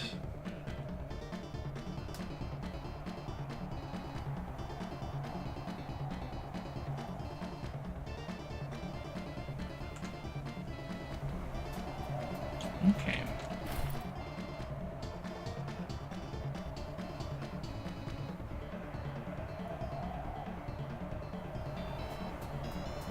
Here's a dumpster.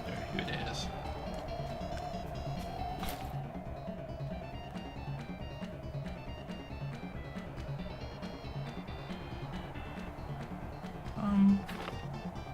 A chewy blossom we can shove in there. Only Pineball has the bathroom issue. Oh.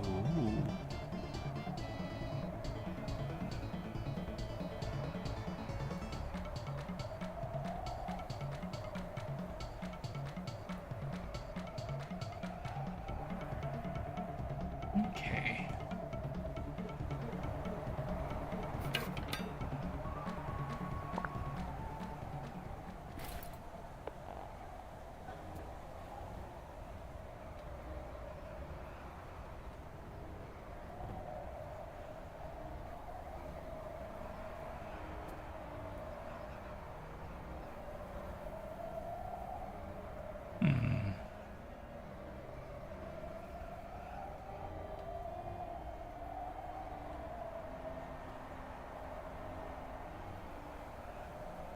What else can I put in here?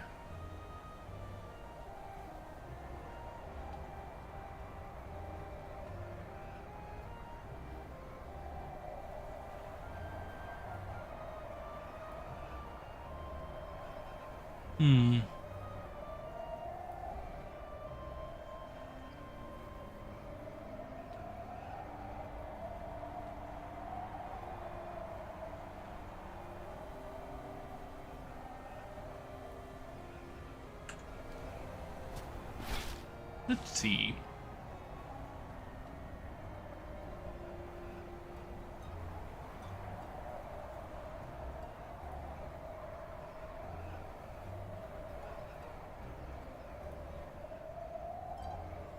This painting gives 3, and it's 20. The poster gives 3, and it's 75. And I feel like I just turn the painting sideways and stick them on the wall, and then you never see them.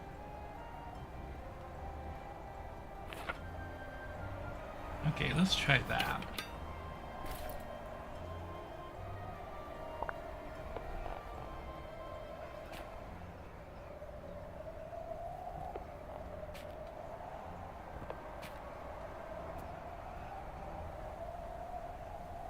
And that gets me to 71.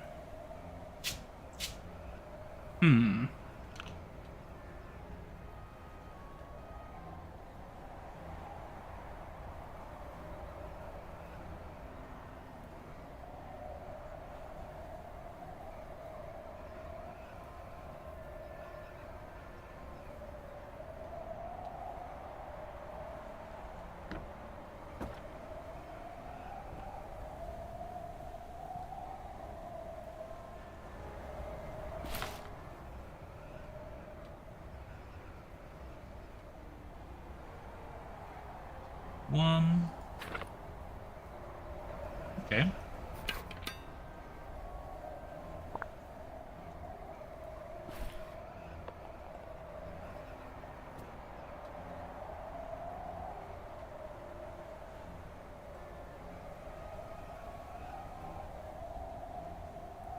Our score is 49-75.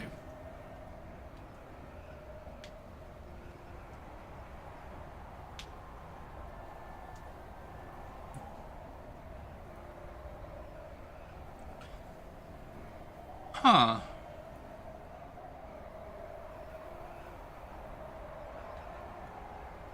I've not seen that problem, but then the items that I have here in this room are not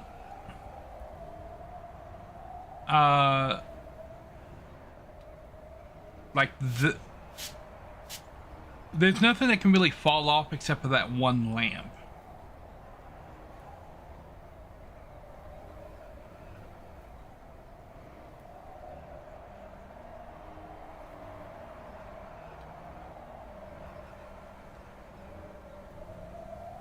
I feel like that's a really good score for the room.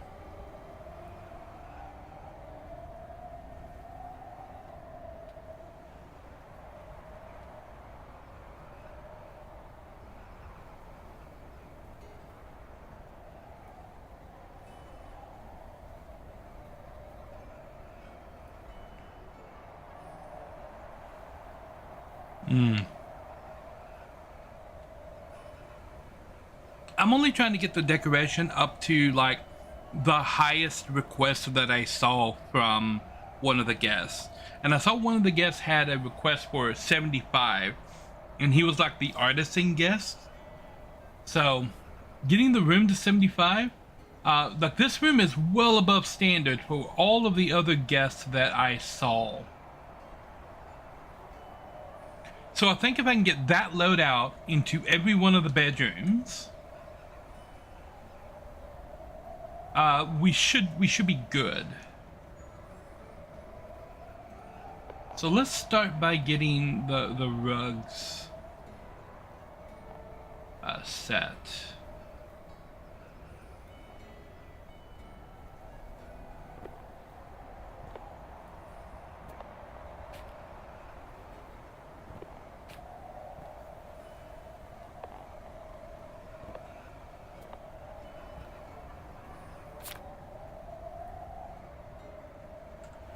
Okay.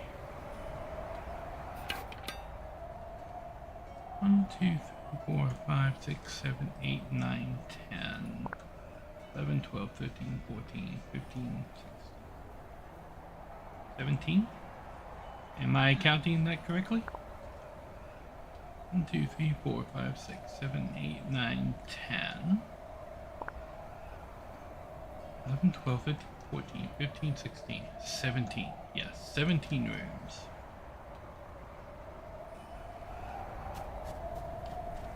Okay, let's see how many rugs I need to get.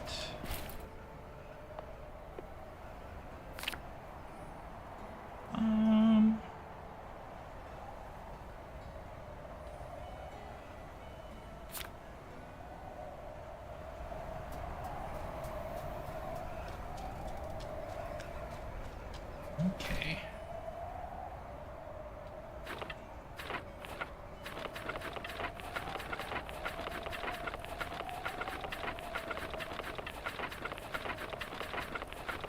Oh. I wish I could sell things back to this guy. Okay. Sleep the night, come out the next morning.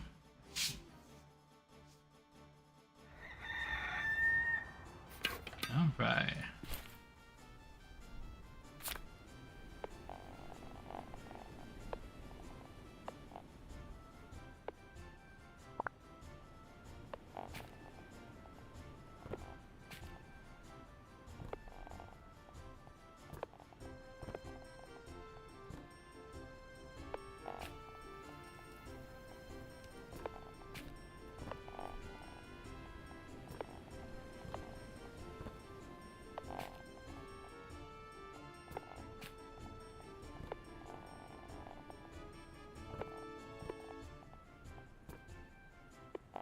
Bum, bum, bum, bum, bum, bum, bum, bum, bum.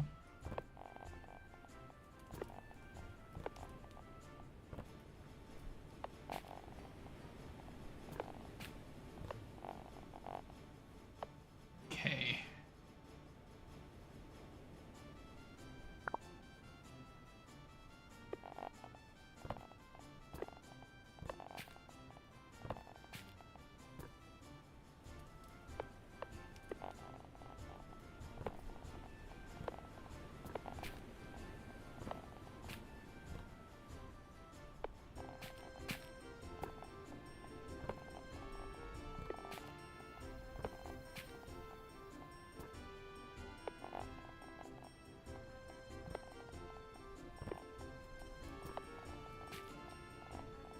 Ooh.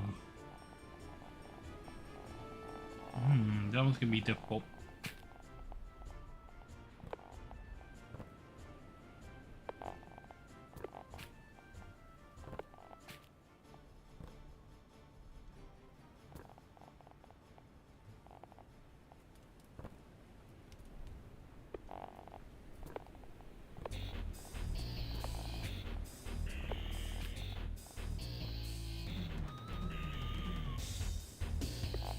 This is a wrestling game from the N64.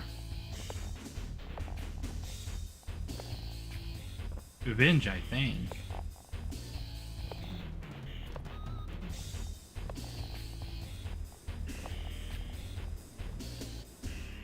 Okay.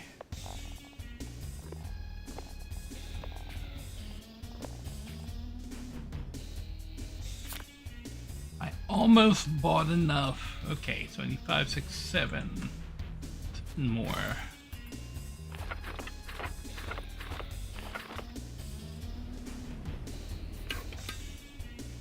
Okay.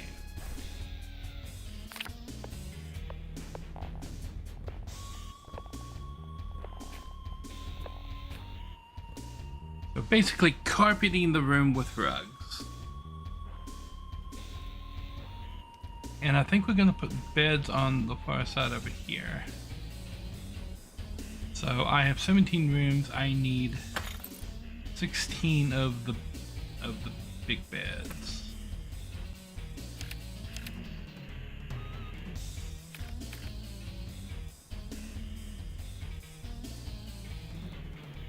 No pun intended, or maybe it was intended. Maybe. You never know.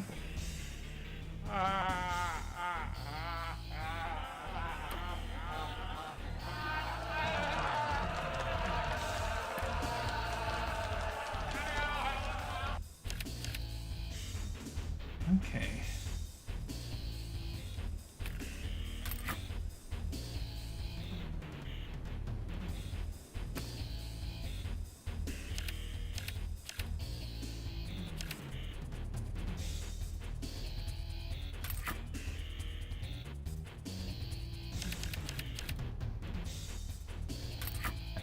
10,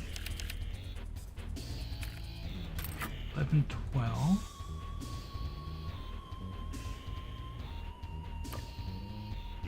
And we need more mahogany and silk. Okay. Let's look around and see if any of this wood has mahogany on it.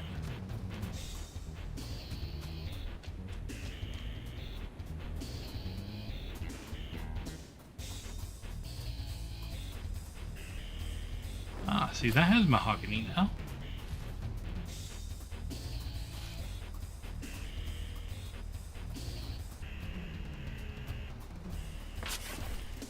Okay.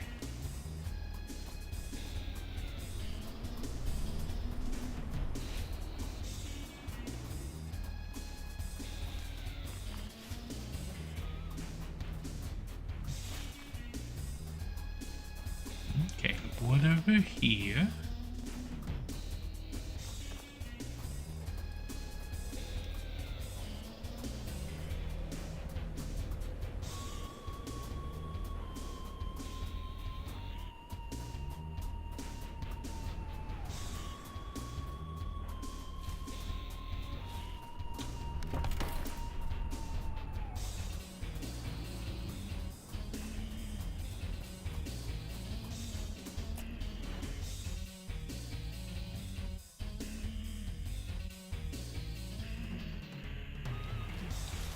Okay.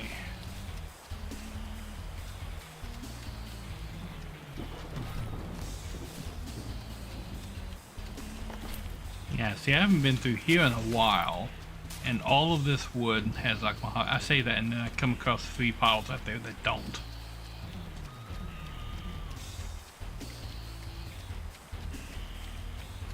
Oh, now the wood is just punishing me because I said it all had mahogany, and now none of the remainings are gonna have mahogany on it.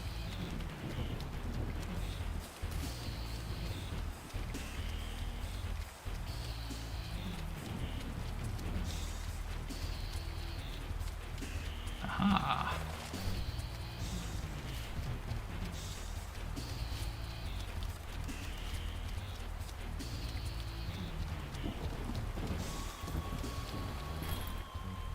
Okay.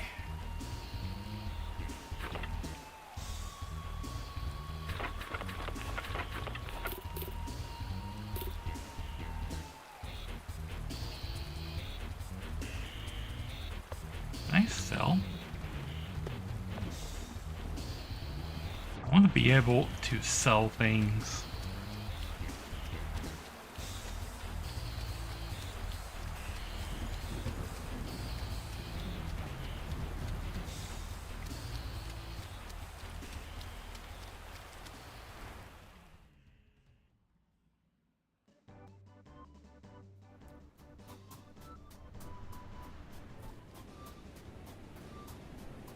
Aha.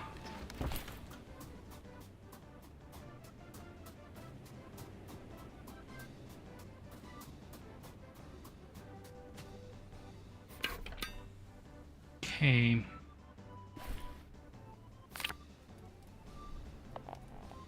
I want to be able to do something more with this.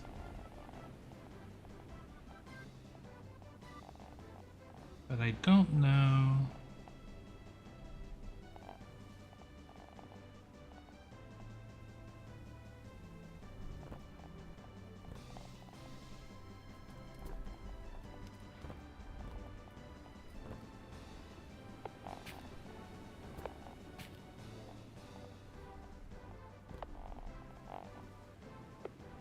That gives me 4 of those in that room. That little rug right there. That's a tapestry.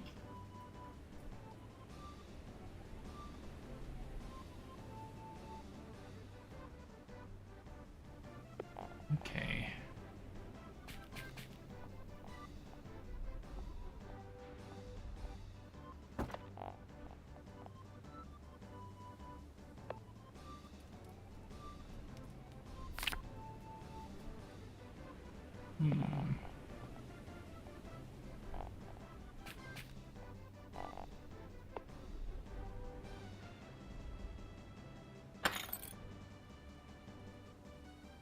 This one is going to be the problem room.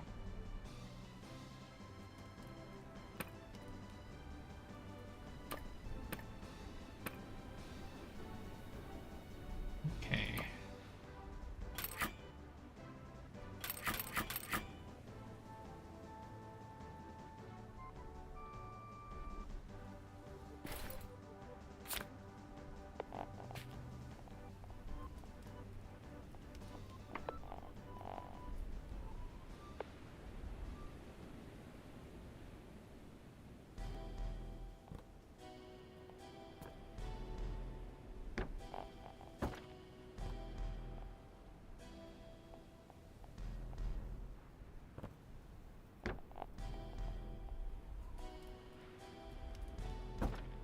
Okay. Do that.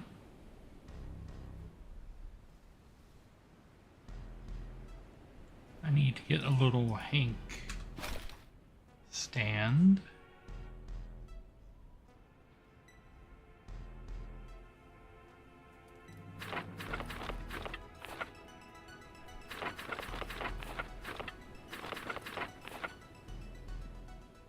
And where is the little bear nightstand at?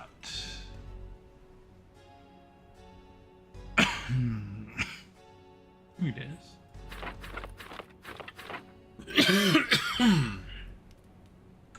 Okay. Okay. Now.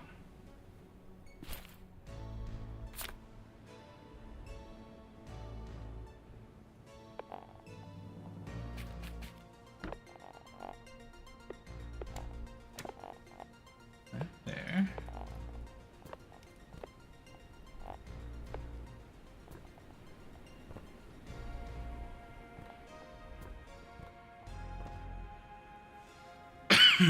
With the two chewy blossoms right there.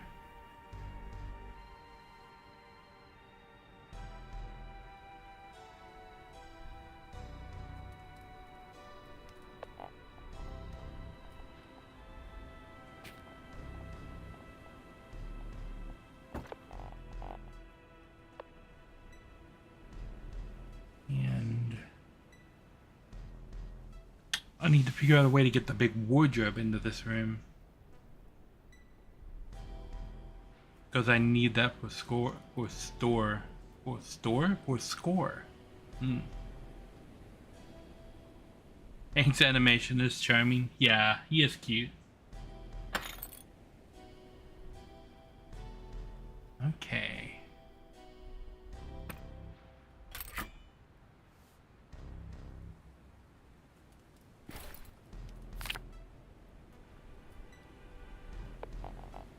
This bad boy needs to fit into this room somewhere.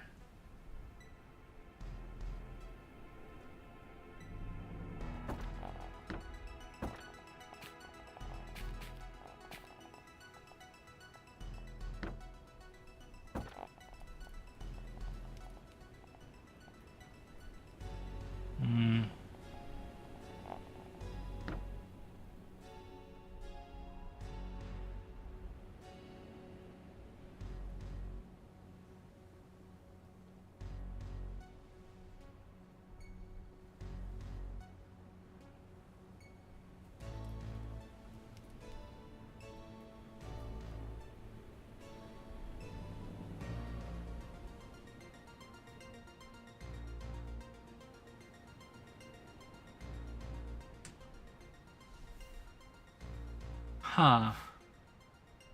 How am I gonna get all the items into this one block here is messing everything up.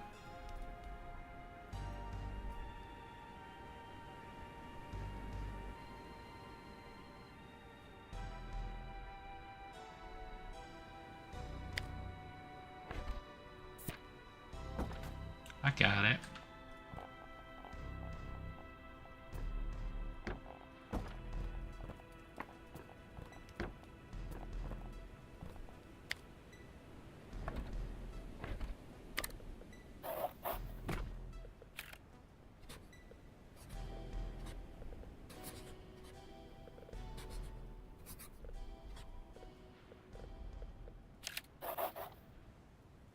Yeah.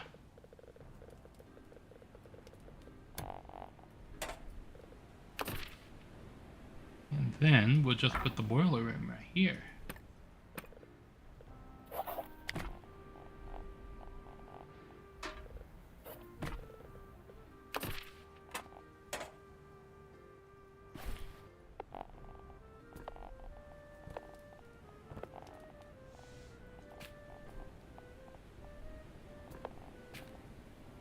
Bam. And now it's a room just like all the other rooms. Nice. Okay. So we've got all the rugs put down in every room. And this is generally how I want the room to look.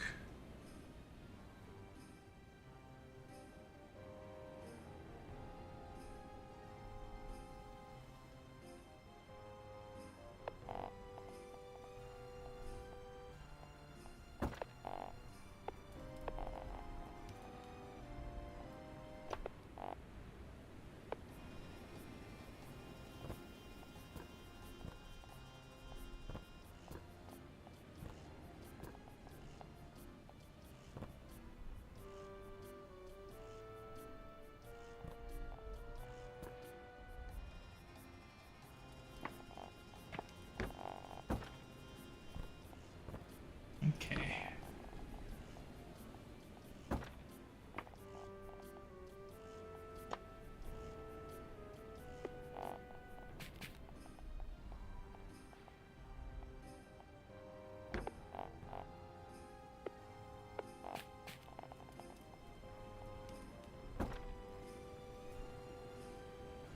Okay.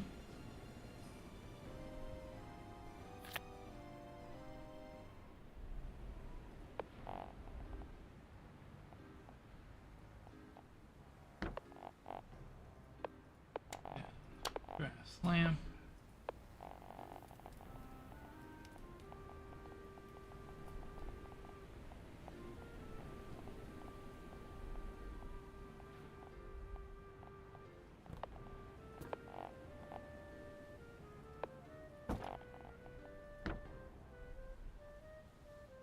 Right. We'll add the door right here.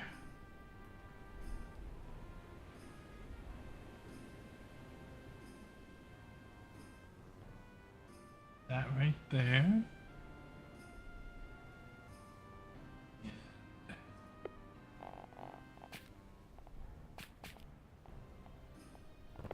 Little bear painting over there in the corner.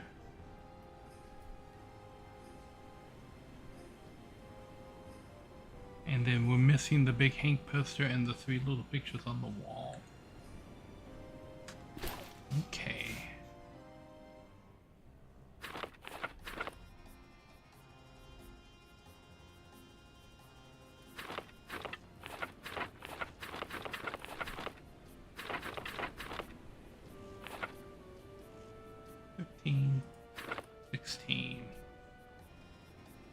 That's 1,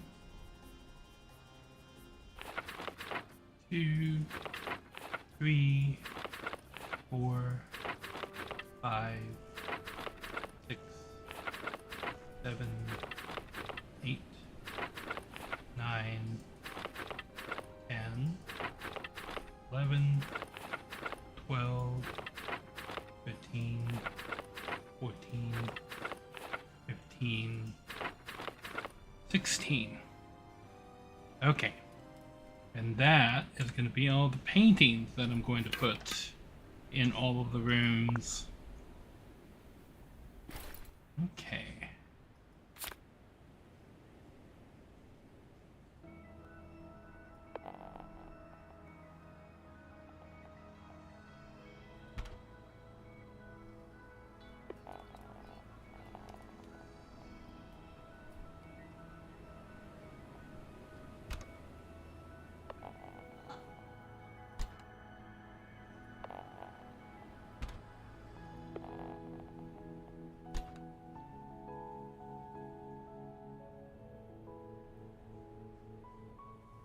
Okay.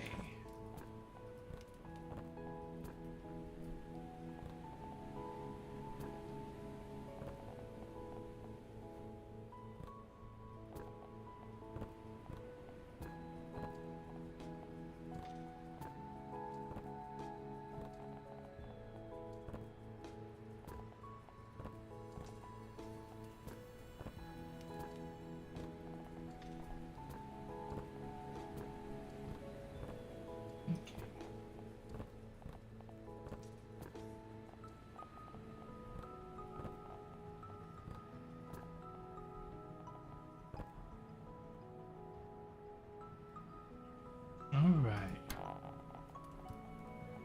These guys' outside windows are gonna be right there.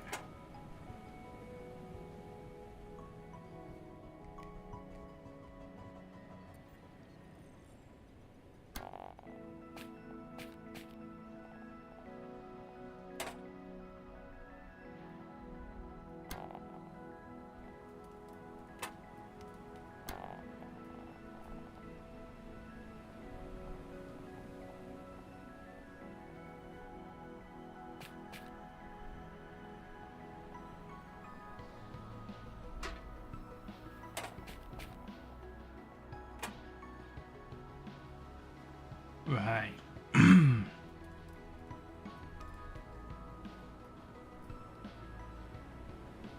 Okay.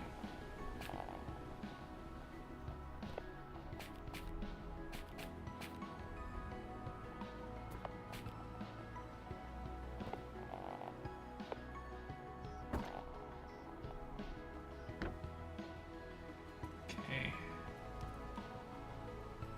29.75. These two rooms are done. Okay, so we just changed the location of the plants for that.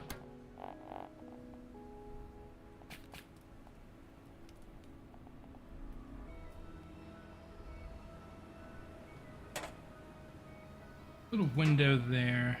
Like center it as much as I can in the room, I think. Even though it's not really going to be used for anything. The room does have an outside window.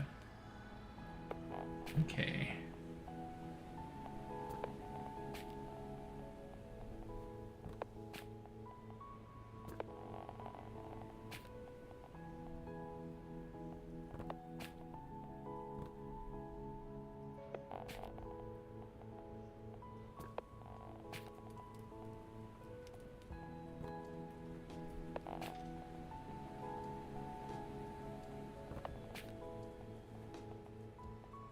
Bam.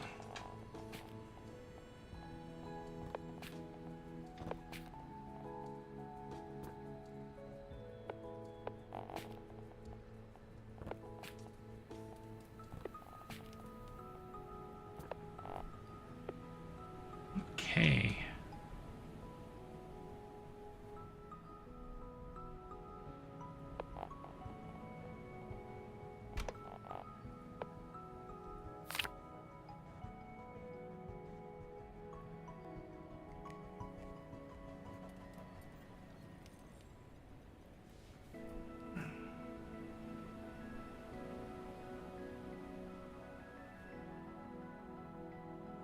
Those rooms are gonna be tricky because of where we gotta put the doors.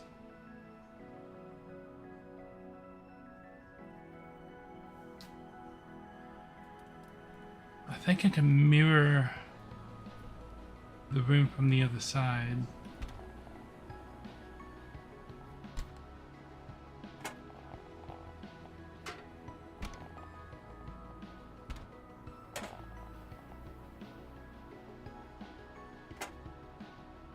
Do that.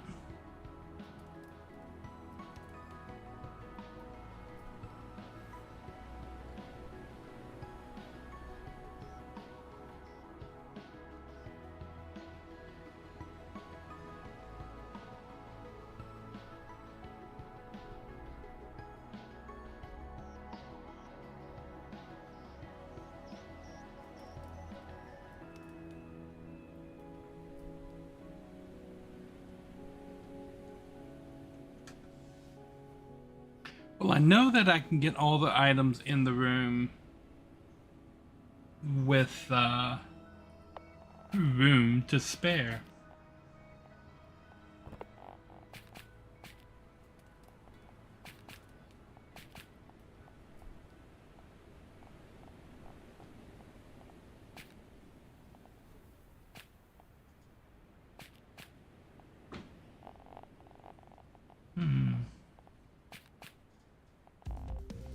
Why won't this guy go on the wall?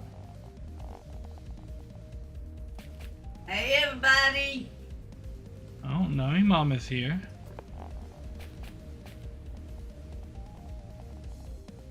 It won't stick to that wall for some reason. Come to get my Cheetos.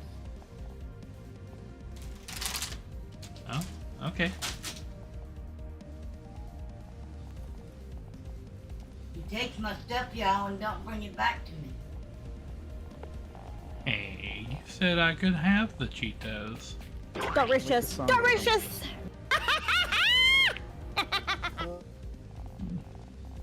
Lojo says hi. Hi.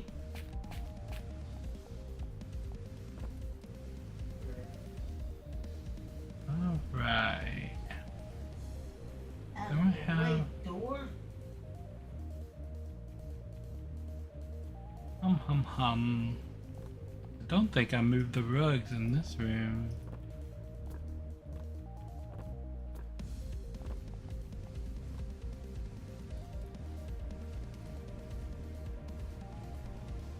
Yeah, because we're gonna have to work around where I can put the doors.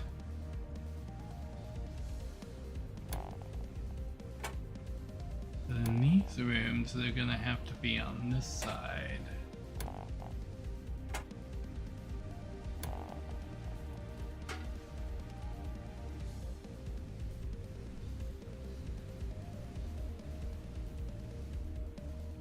And this door can actually be right here, maybe.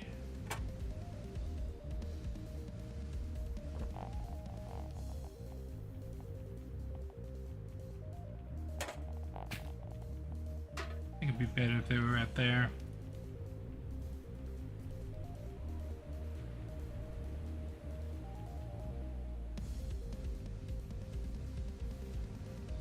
To have pie, yes.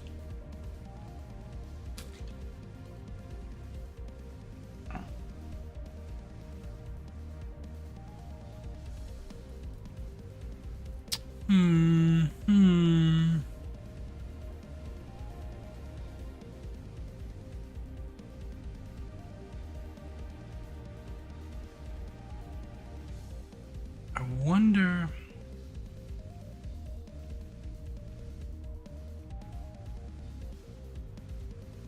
Do it the other direction, but bed at the bottom.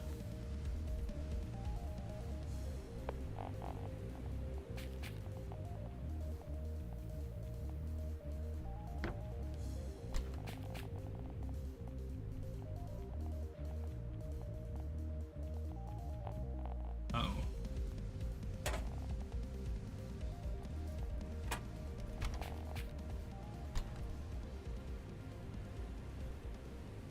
Okay.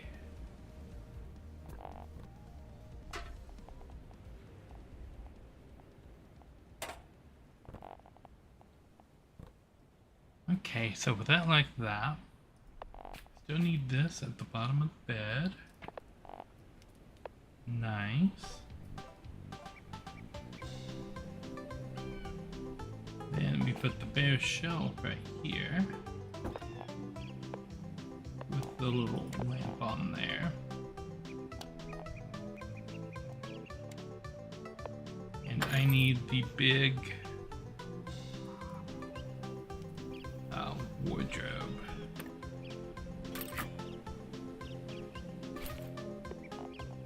That right there at the end of the bed. And that will sort up that nicely.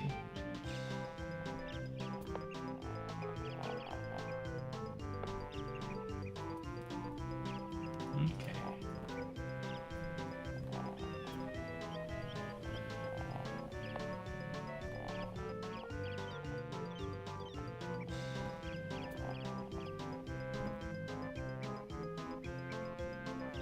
that will allow for this to go right here. And then these guys.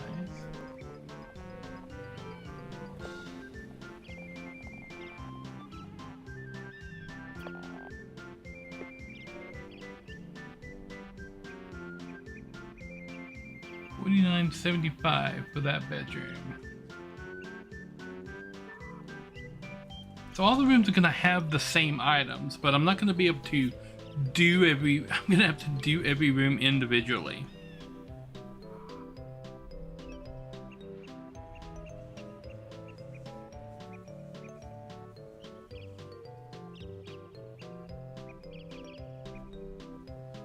Okay. Well, I'm going to take a quick little break. I will be right back.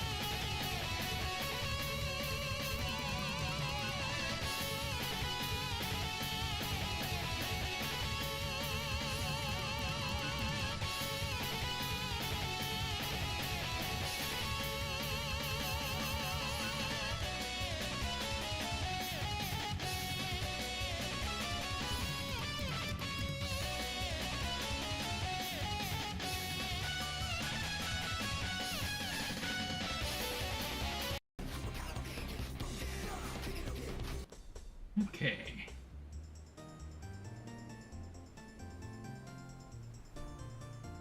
I'm back. Alrighty. So let's see.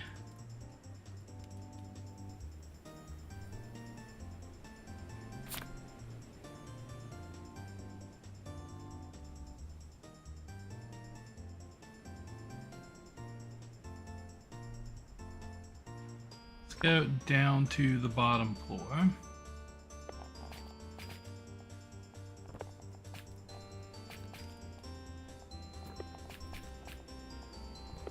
Install these on the walls.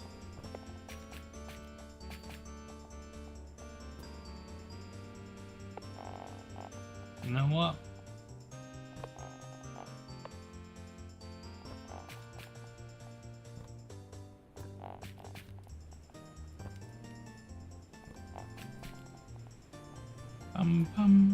There we go. And I think I've got the rug set properly in all of these rooms. Yeah. Okay. More pictures on the wall.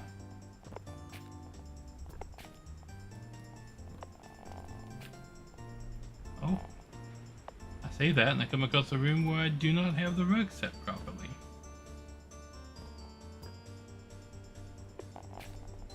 Okay.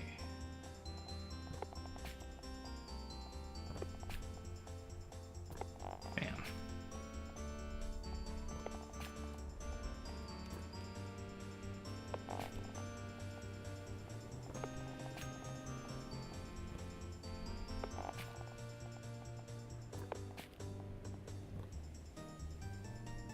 All right.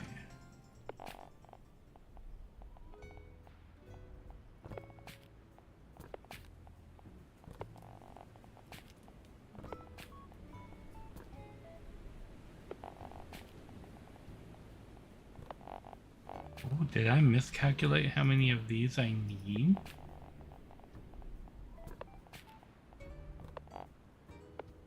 Okay. Oh, nope.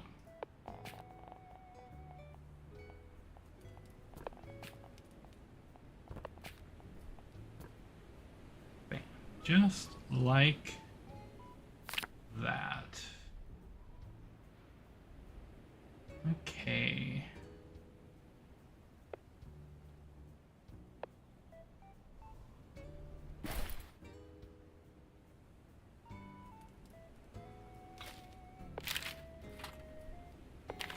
Okay.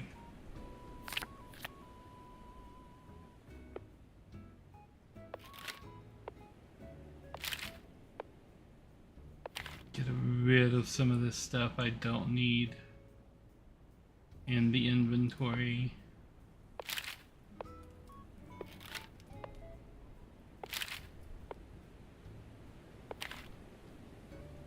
Okay.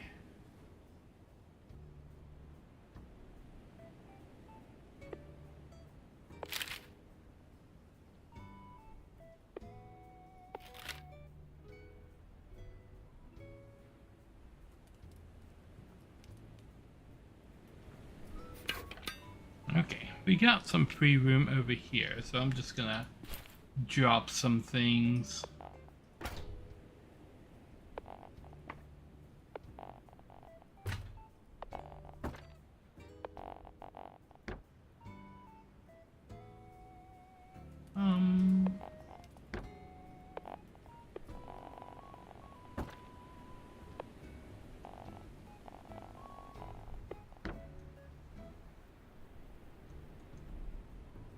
Okay.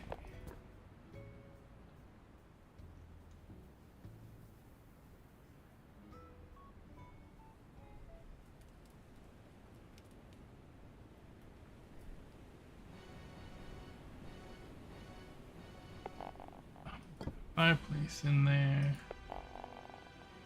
And country shelf. And that is just to free up my inventory, I think.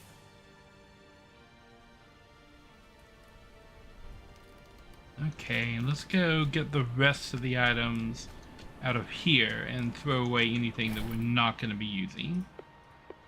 I'm going to be using those. I can drop this stuff over there in the other room.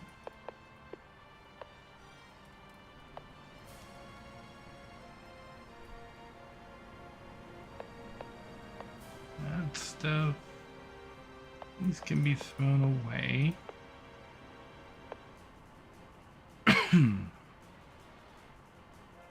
Okay. Take the rugs.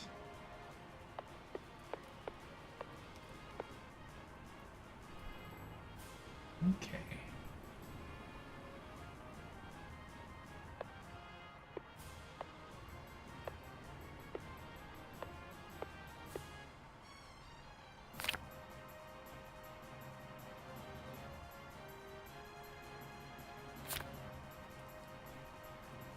Put that stuff over there.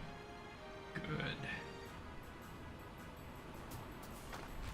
Okay.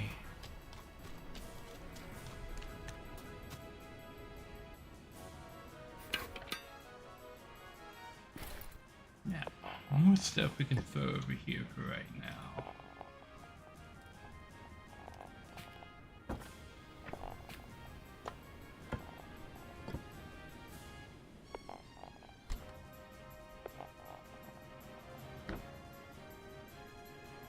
Okay.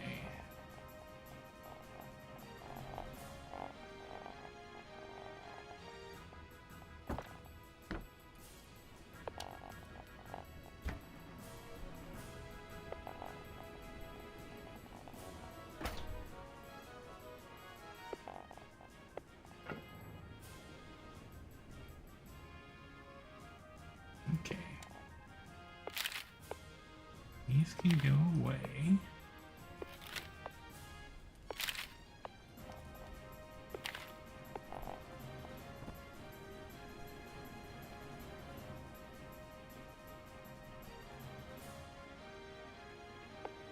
These can go away. That goes on the wall.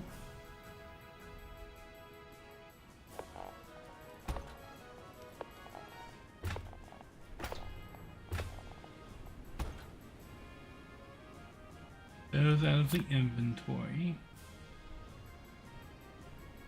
Okay.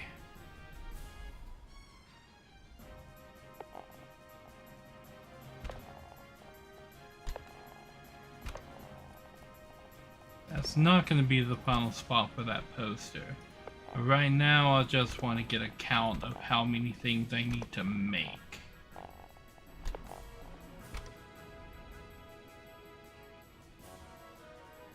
Okay. And each room had one of these little guys hidden in it. So I'll go ahead and mark those down.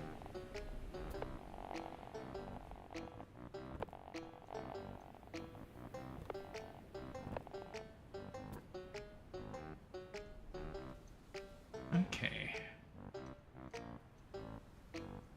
It's another game about a bear.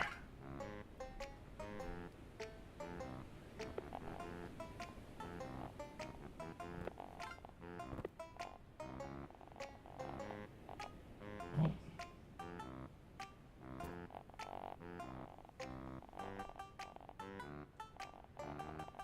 Oh, these rooms already have one. Okay.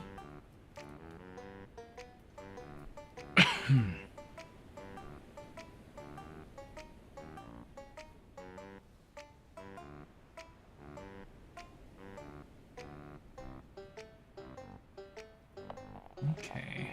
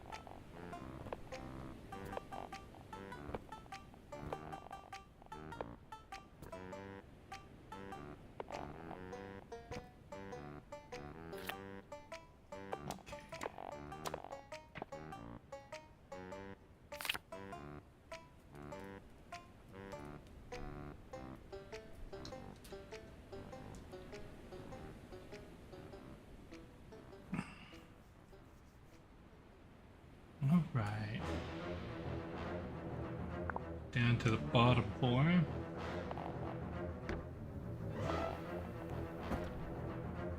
See how many more of these guys we need to make.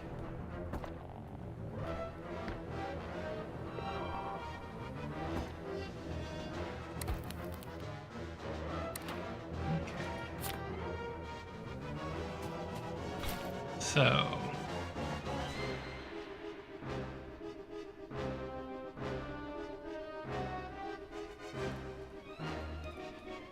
20 of these. At least.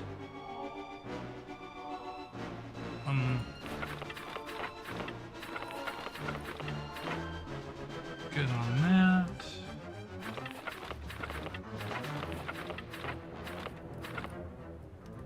Maybe one too many of those. Like one more room upstairs, needed that. And was there anything else? I think we're good.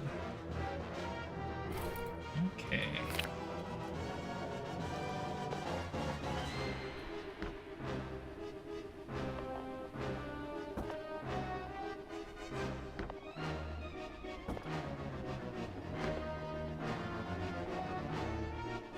This song has a very, like, 1989 Batman thing going on.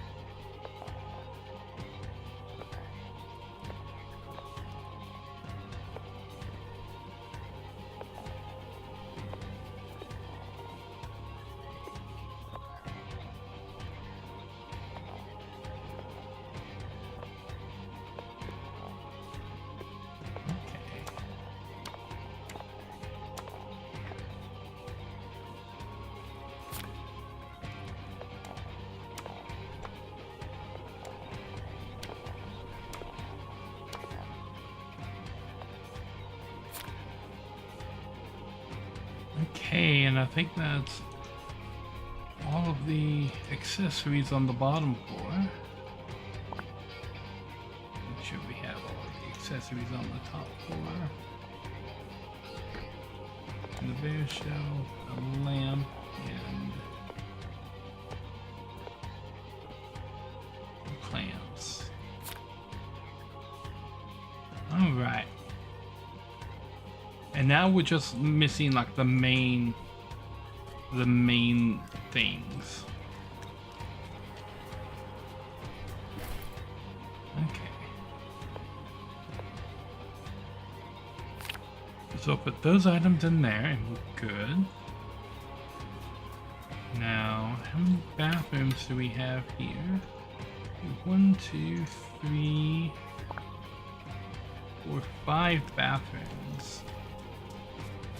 So,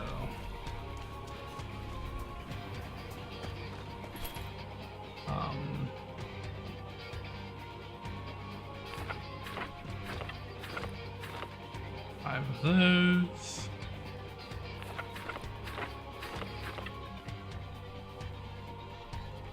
Five of those.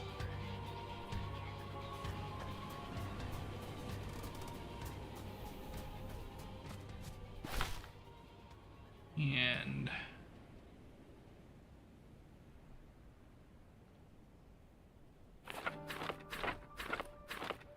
five of those.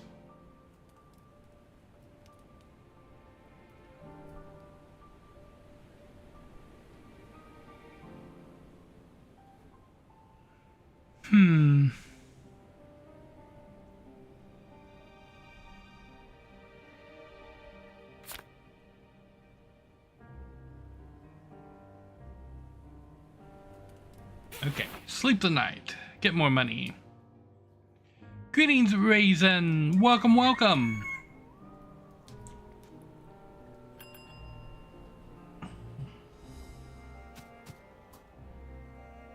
Okay. Okay.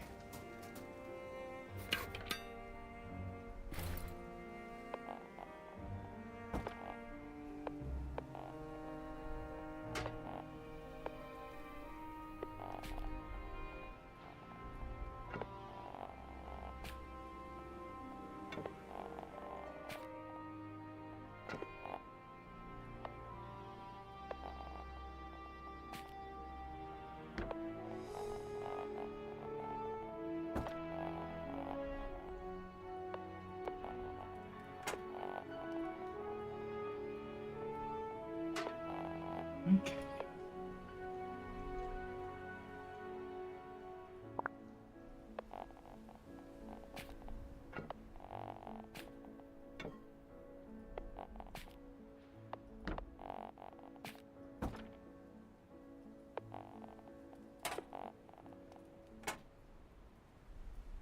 Okay, so those items are in the bathrooms.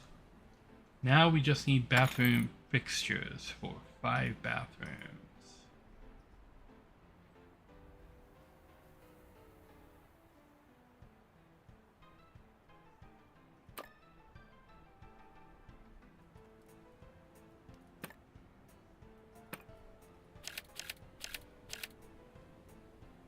Okay.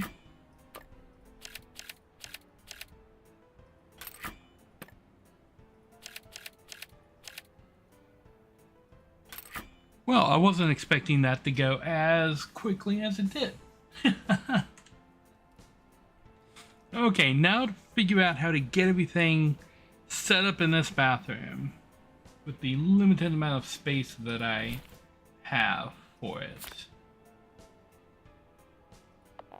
Okay.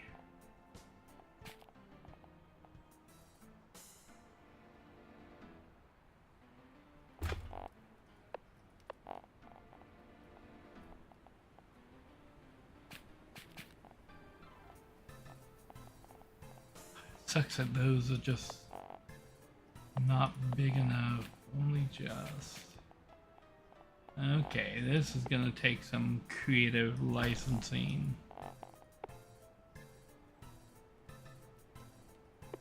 Okay.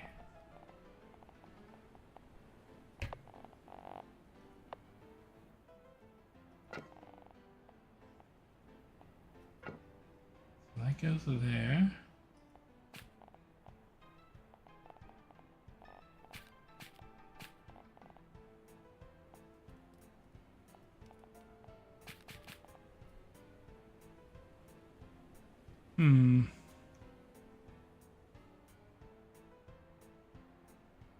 Once again, it's placement that's killing me here. That block being right in the middle is problematic.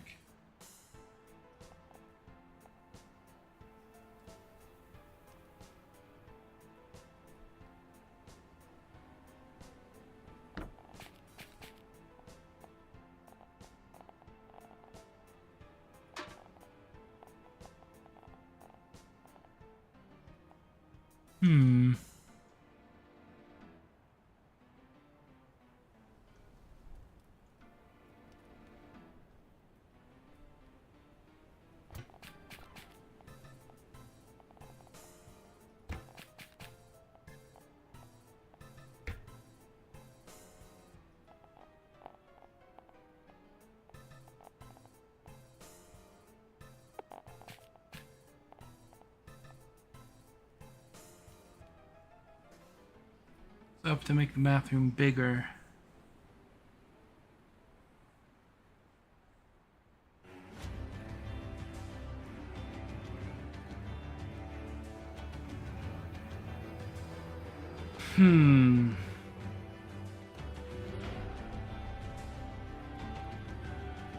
Or downgrade an item.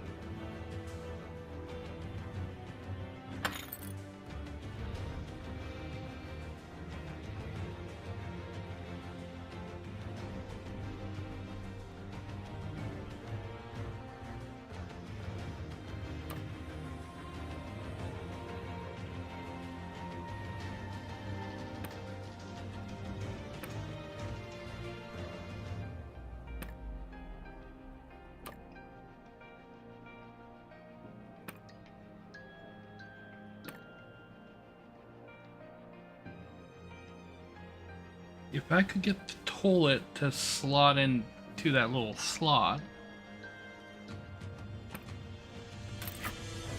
Let's see if we can do that. Will this slot into there?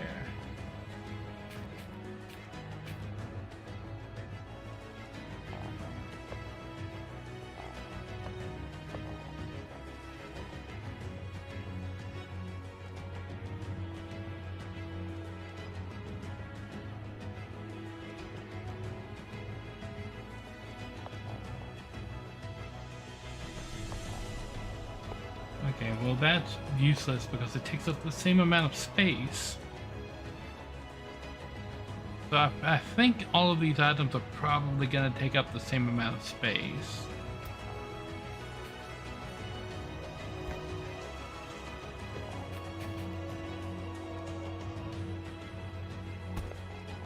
I can get both of those in there, but then I have no room to get the toilet in there. Not with that block right there in the middle.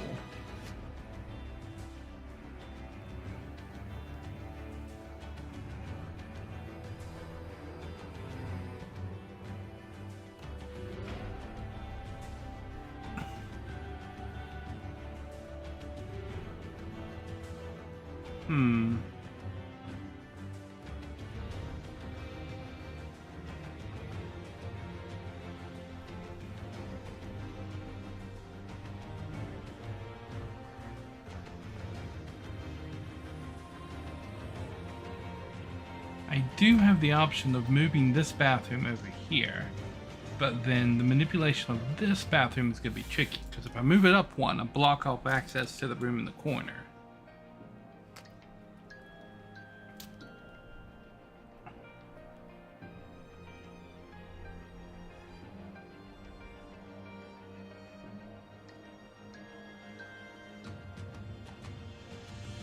And I can't move it to the other side of that bedroom, because then I just present the same problem for that bedroom.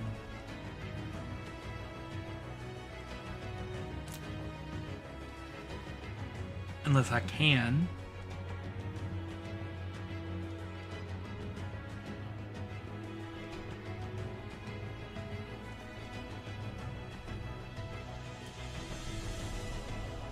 But then there's the question of range.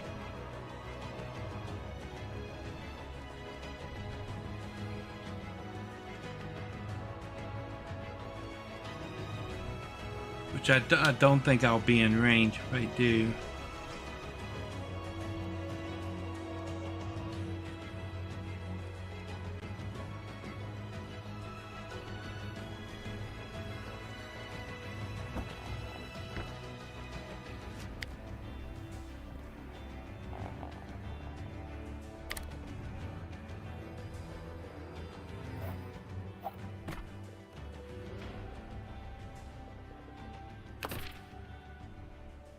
Okay, if I do that, I can move this up here.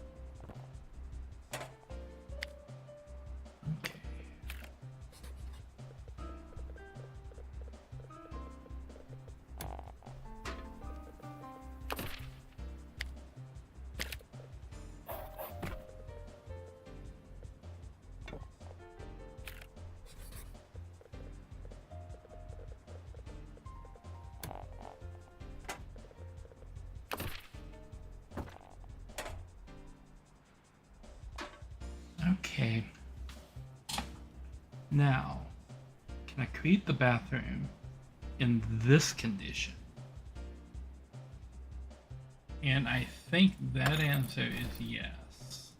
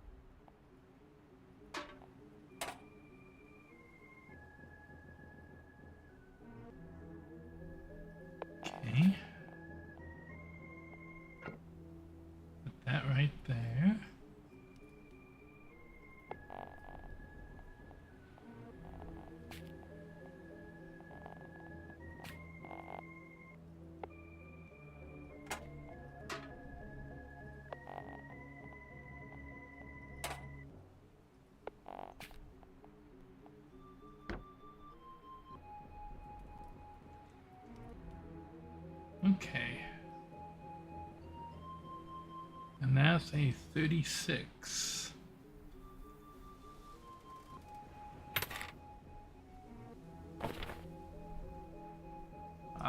Let's go ahead and well, first let's look at this. We've got 27, 36 is on the high end. So I'm meeting the high end score with that bathroom right now. Let's take a look at Julia.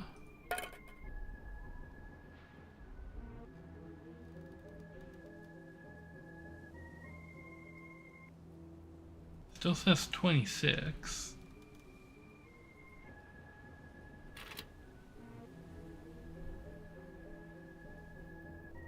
So we need a 42 for Ellie Abbott. Okay, well.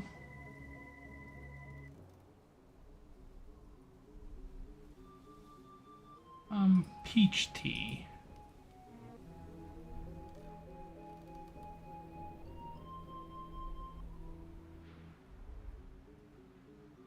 Oh, I have 5 more slots. Okay. Look, this is kind of tight for meeting that, and I'm like, oh, I have 5 more slots. Oh. Okay, that makes sense. Yeah, let's add some pepper pasta. Bring that up to 83. Fluffy pancakes. That brings that up to 41.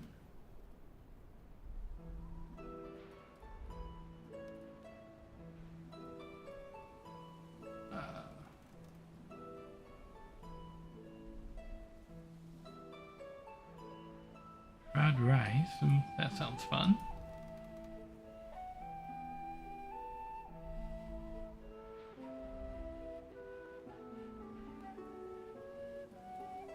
Micro baked apple. So some snobs on here, right?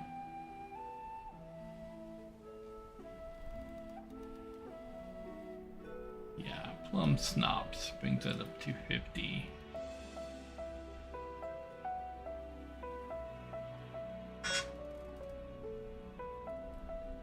Ba-bum-bum-bum. Croissant.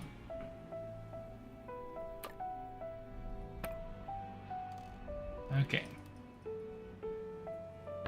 Now we should be meeting everybody's food requests in this place. Go ahead and collect that.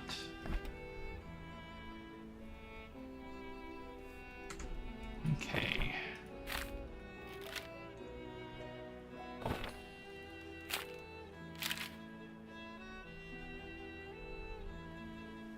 Okay.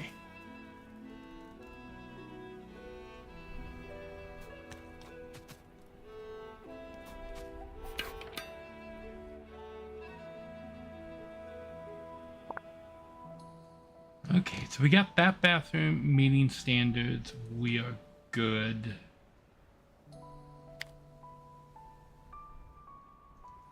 Oh, and with those standards, it pretty much covers the whole floor. Okay, that's really nice. I'll just stick Way's little cart back down there in that little hallway.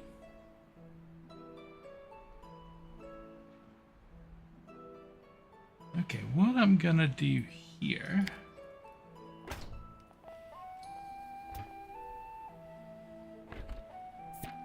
Delete that room. I'm gonna build that on the other side of the hall. Right there. The door right up front. Just like that. And then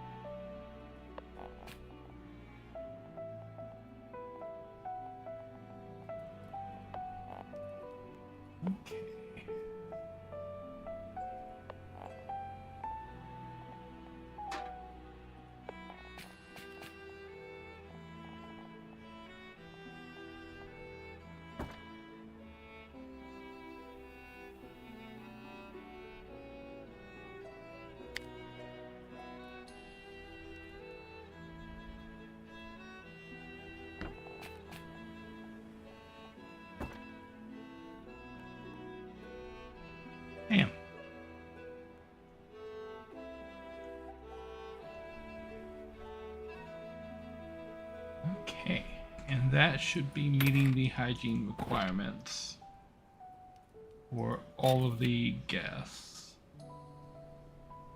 36 is the highest, and 36 is what we've got.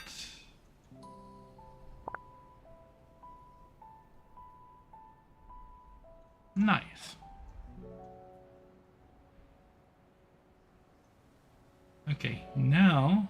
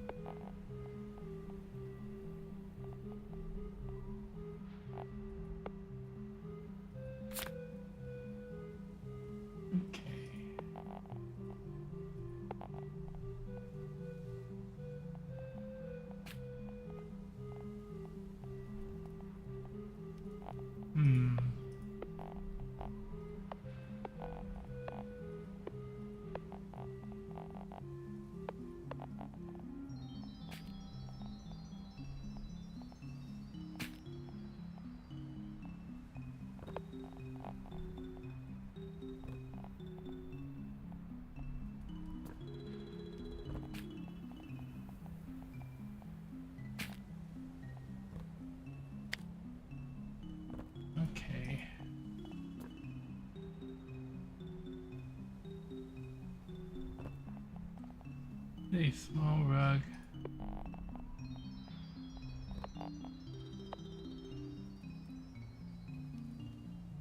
Okay, so it doesn't match entirely, but it'll get me where I need to be, I think.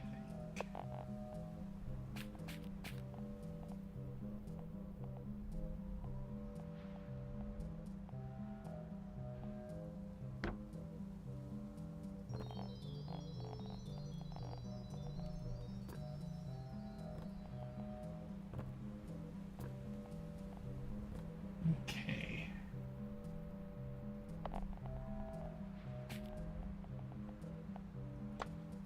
That down there.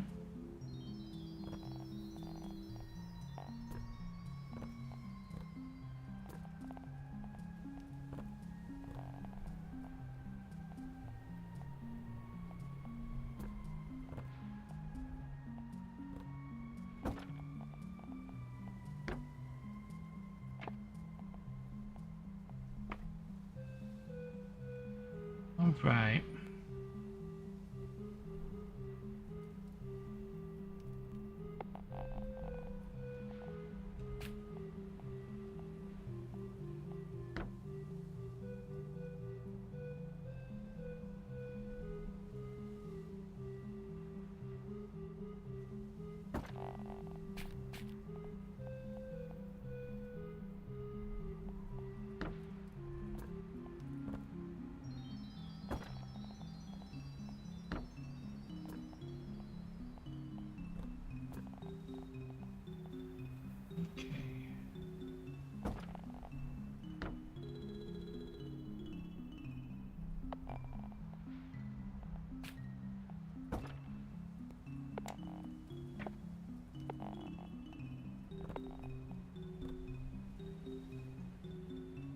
And then we put the door right here.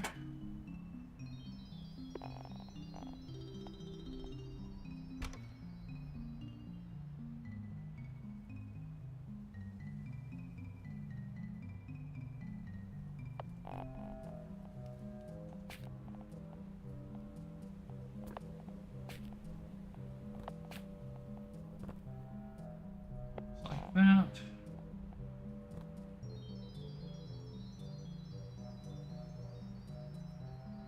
Okay. 49.75. And it doesn't look that different from the other ones, as long as you don't look too closely and notice that the nightstand is over here in the corner rather than right next to the bed. I think that passes. I think that looks okay. So need to create more components for these rooms. Let's see what I can make, what I need to make. I need 4 beds, I need 2 footrests, and I need 4 of the armoires. Oops, that's the wrong button. Okay. It doesn't look like I'm going to be making anything. But I need mahogany. And silk. Okay.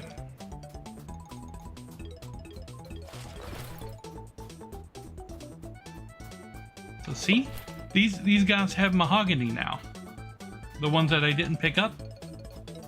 So yeah, these wood piles definitely do level up the more you leave them.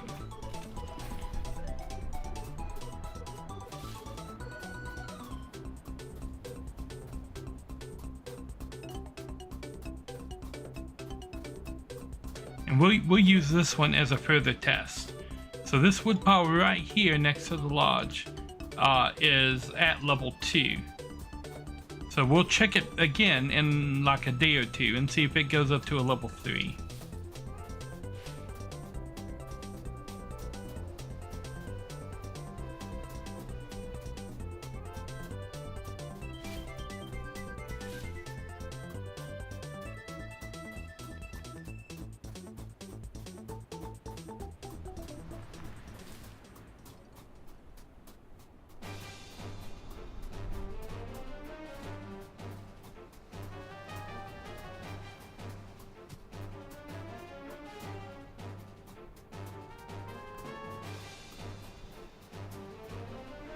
Ah.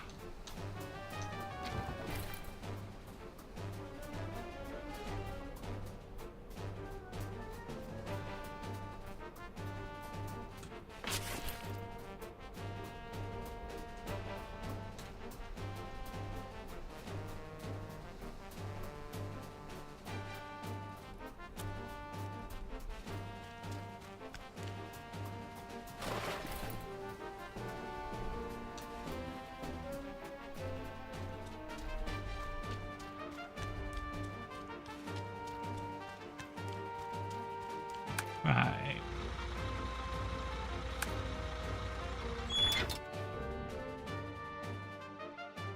Oh.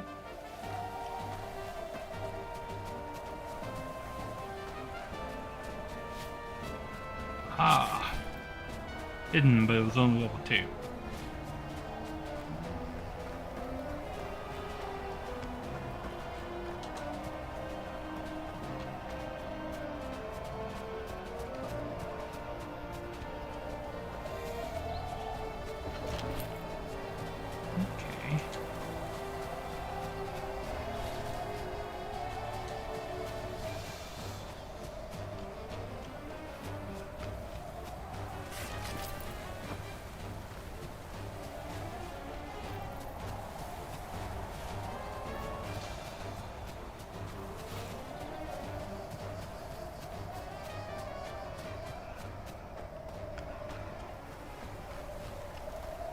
Oh, Nari mom's calling. I will be right back.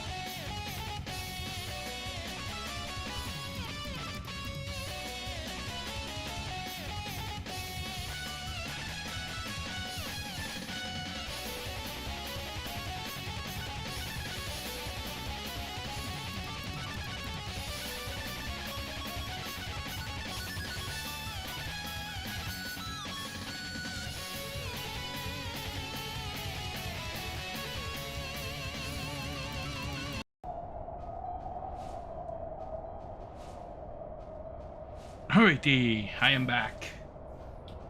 Yeah, Nari mom was getting a phone call, and she lost her phone, so I had to go track it down for her.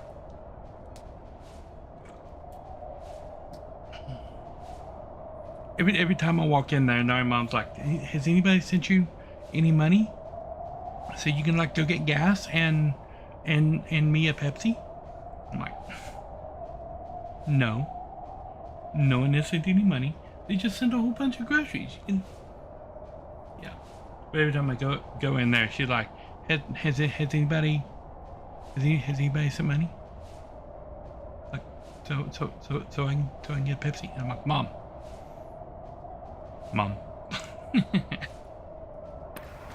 Okay.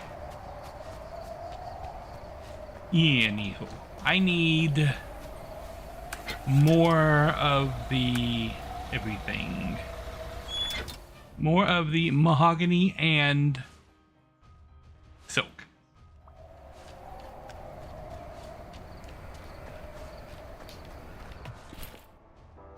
Okay.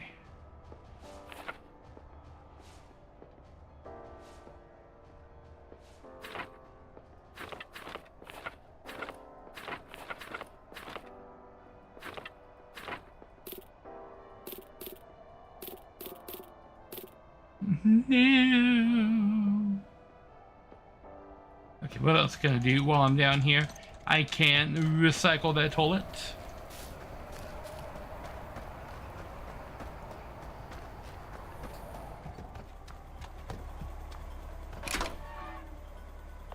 This test toilet. Ooh. That went very quickly. And I can go in here.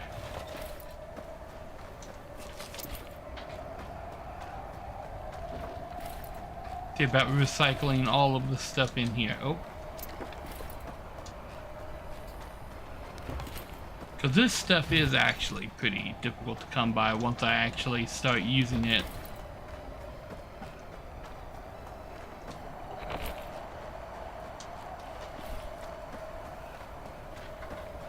But I think I'm coming up upon the point in the game where I'm not really going to be needing this stuff that much anymore.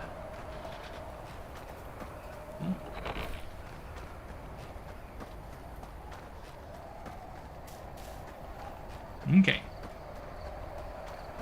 I'm going to see if I can't stick around right here in this area until the day resets for me. That way I won't have to come all the way back down here for the shop. Are there any other items that I need?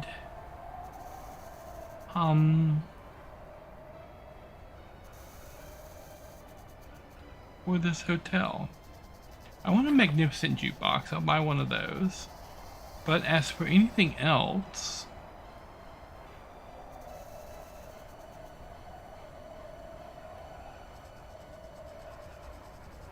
I mean, this is really cute. The Predator.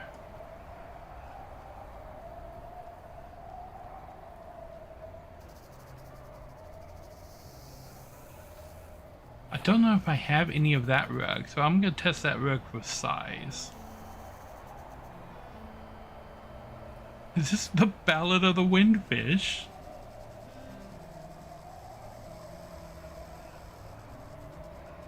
Leafy wildflower bush.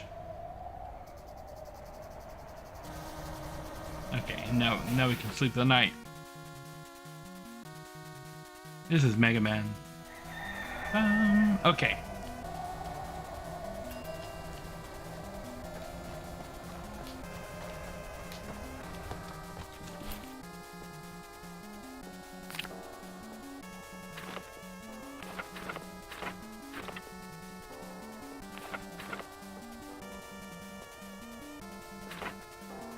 Okay.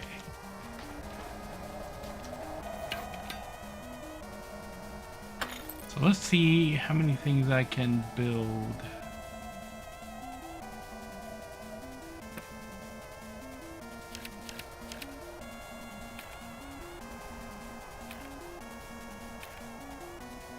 Oh, only one of these? I've got more sheets than that.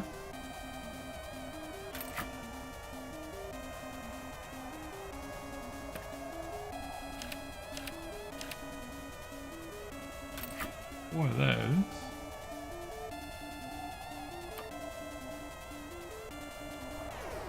Okay.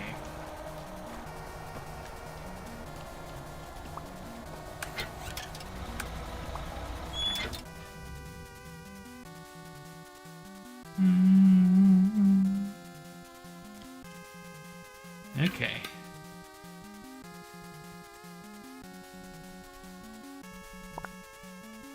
Go a floor up and start slotting things into place.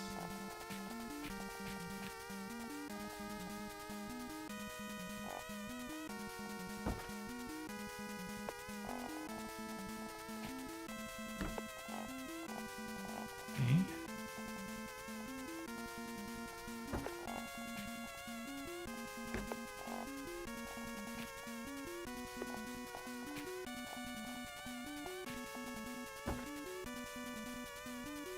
Nice. So this room is ready to be set up as well. We're missing beds in those 3 rooms. And then the bathroom's downstairs. Okay. This bathroom is going to be easy.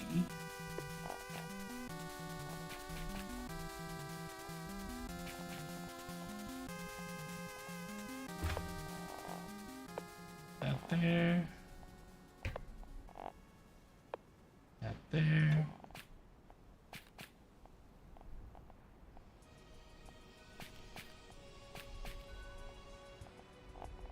Oh.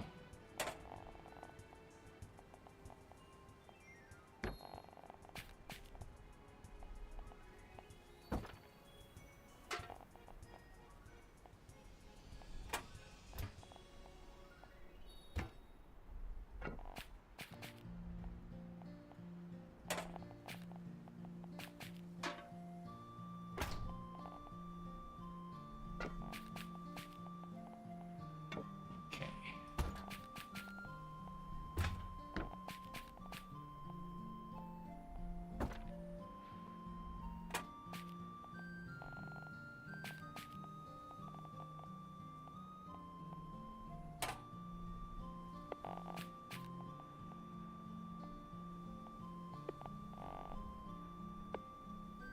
Alright.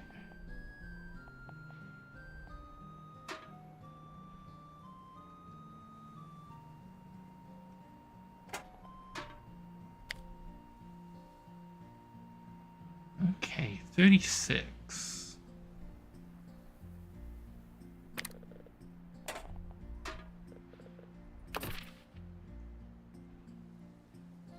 Oh, because I don't have a door on the outside.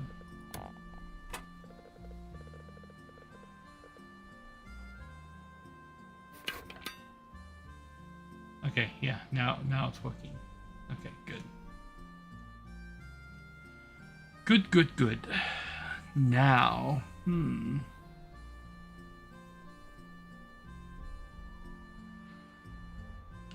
same bathroom problem I was having upstairs.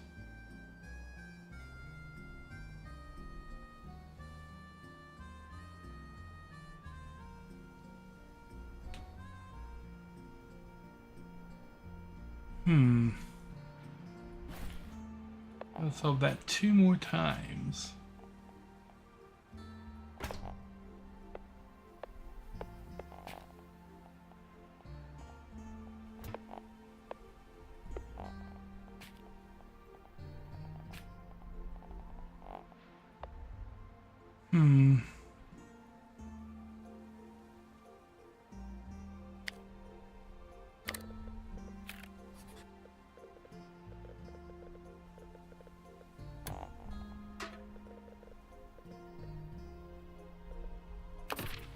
So that can accommodate 2 by 3. So if I edit this room by adding that, and we have to add a door.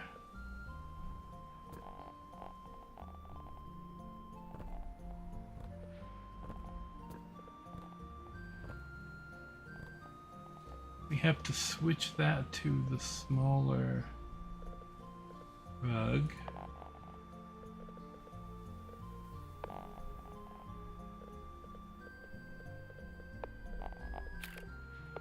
This one.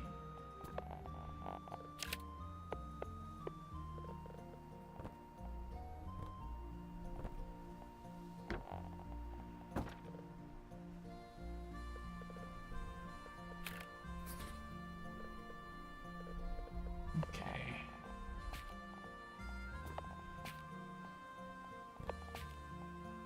Bam, just like that. And now, with that set, we can edit this and move it over by 1.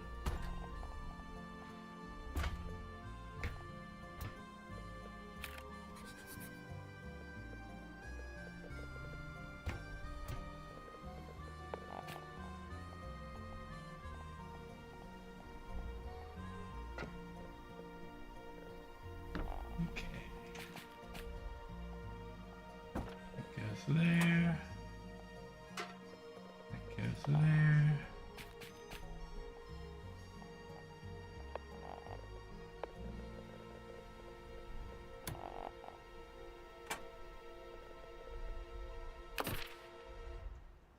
Okay.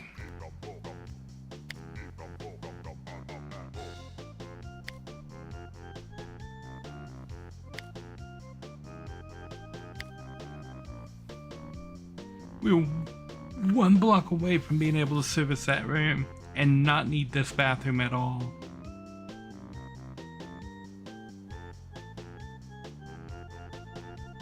Okay.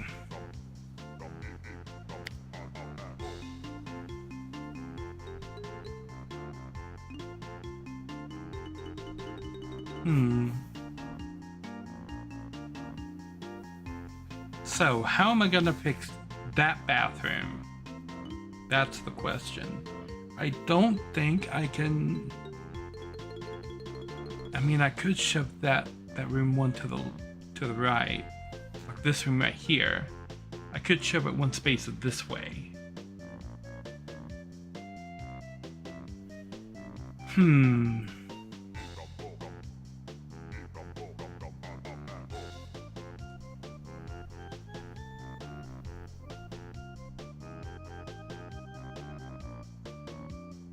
Okay, we should put some doors.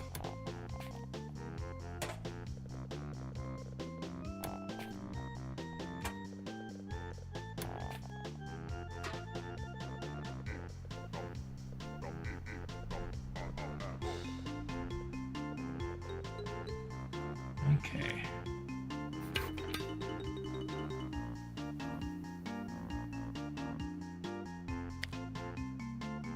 I think that's what I'm gonna have to do is just add that right there.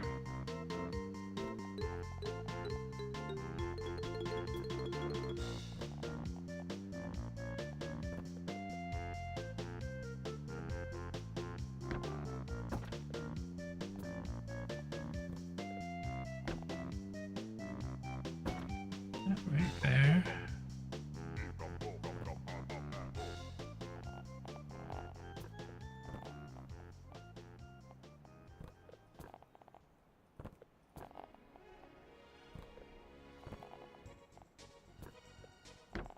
Okay.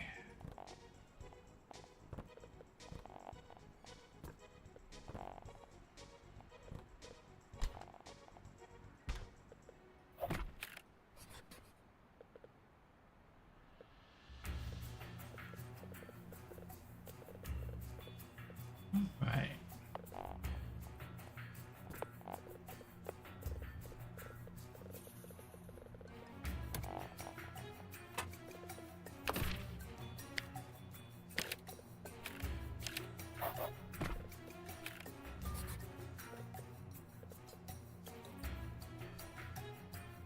Right.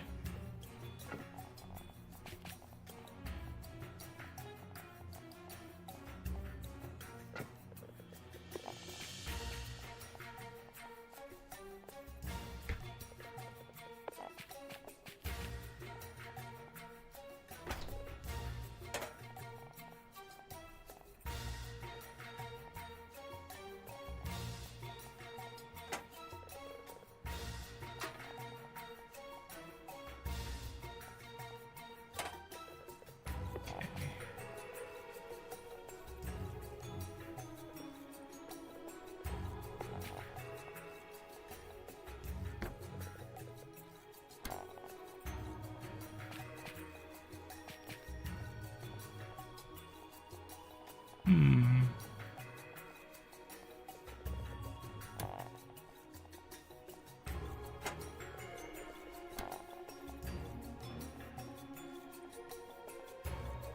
Oh, no room for windows, so we'll just put the towel rack up there. Okay. And that's 36. So that's bathroom complete. Alright.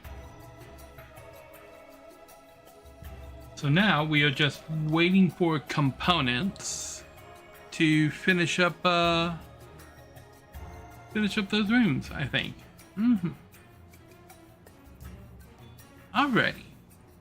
I think that's a pretty good place to stop today. We've made a lot of really good progress in just over 3 hours and 40 minutes.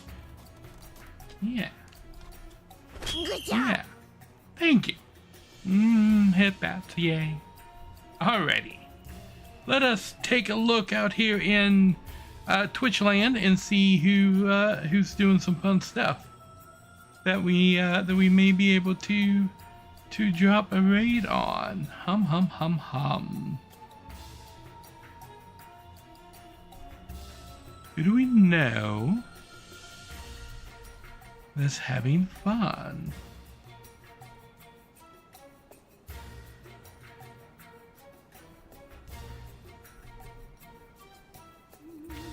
V!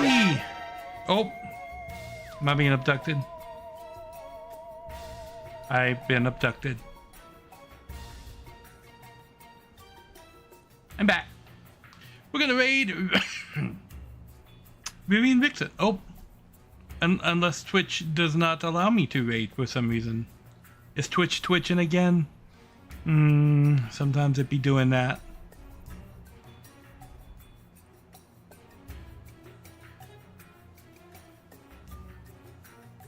Oh, yep, Twitch is twitching. Oh, it says I have 0 viewers. What say you about that, viewers? There are peoples here. Yeah, Twitch just being mean.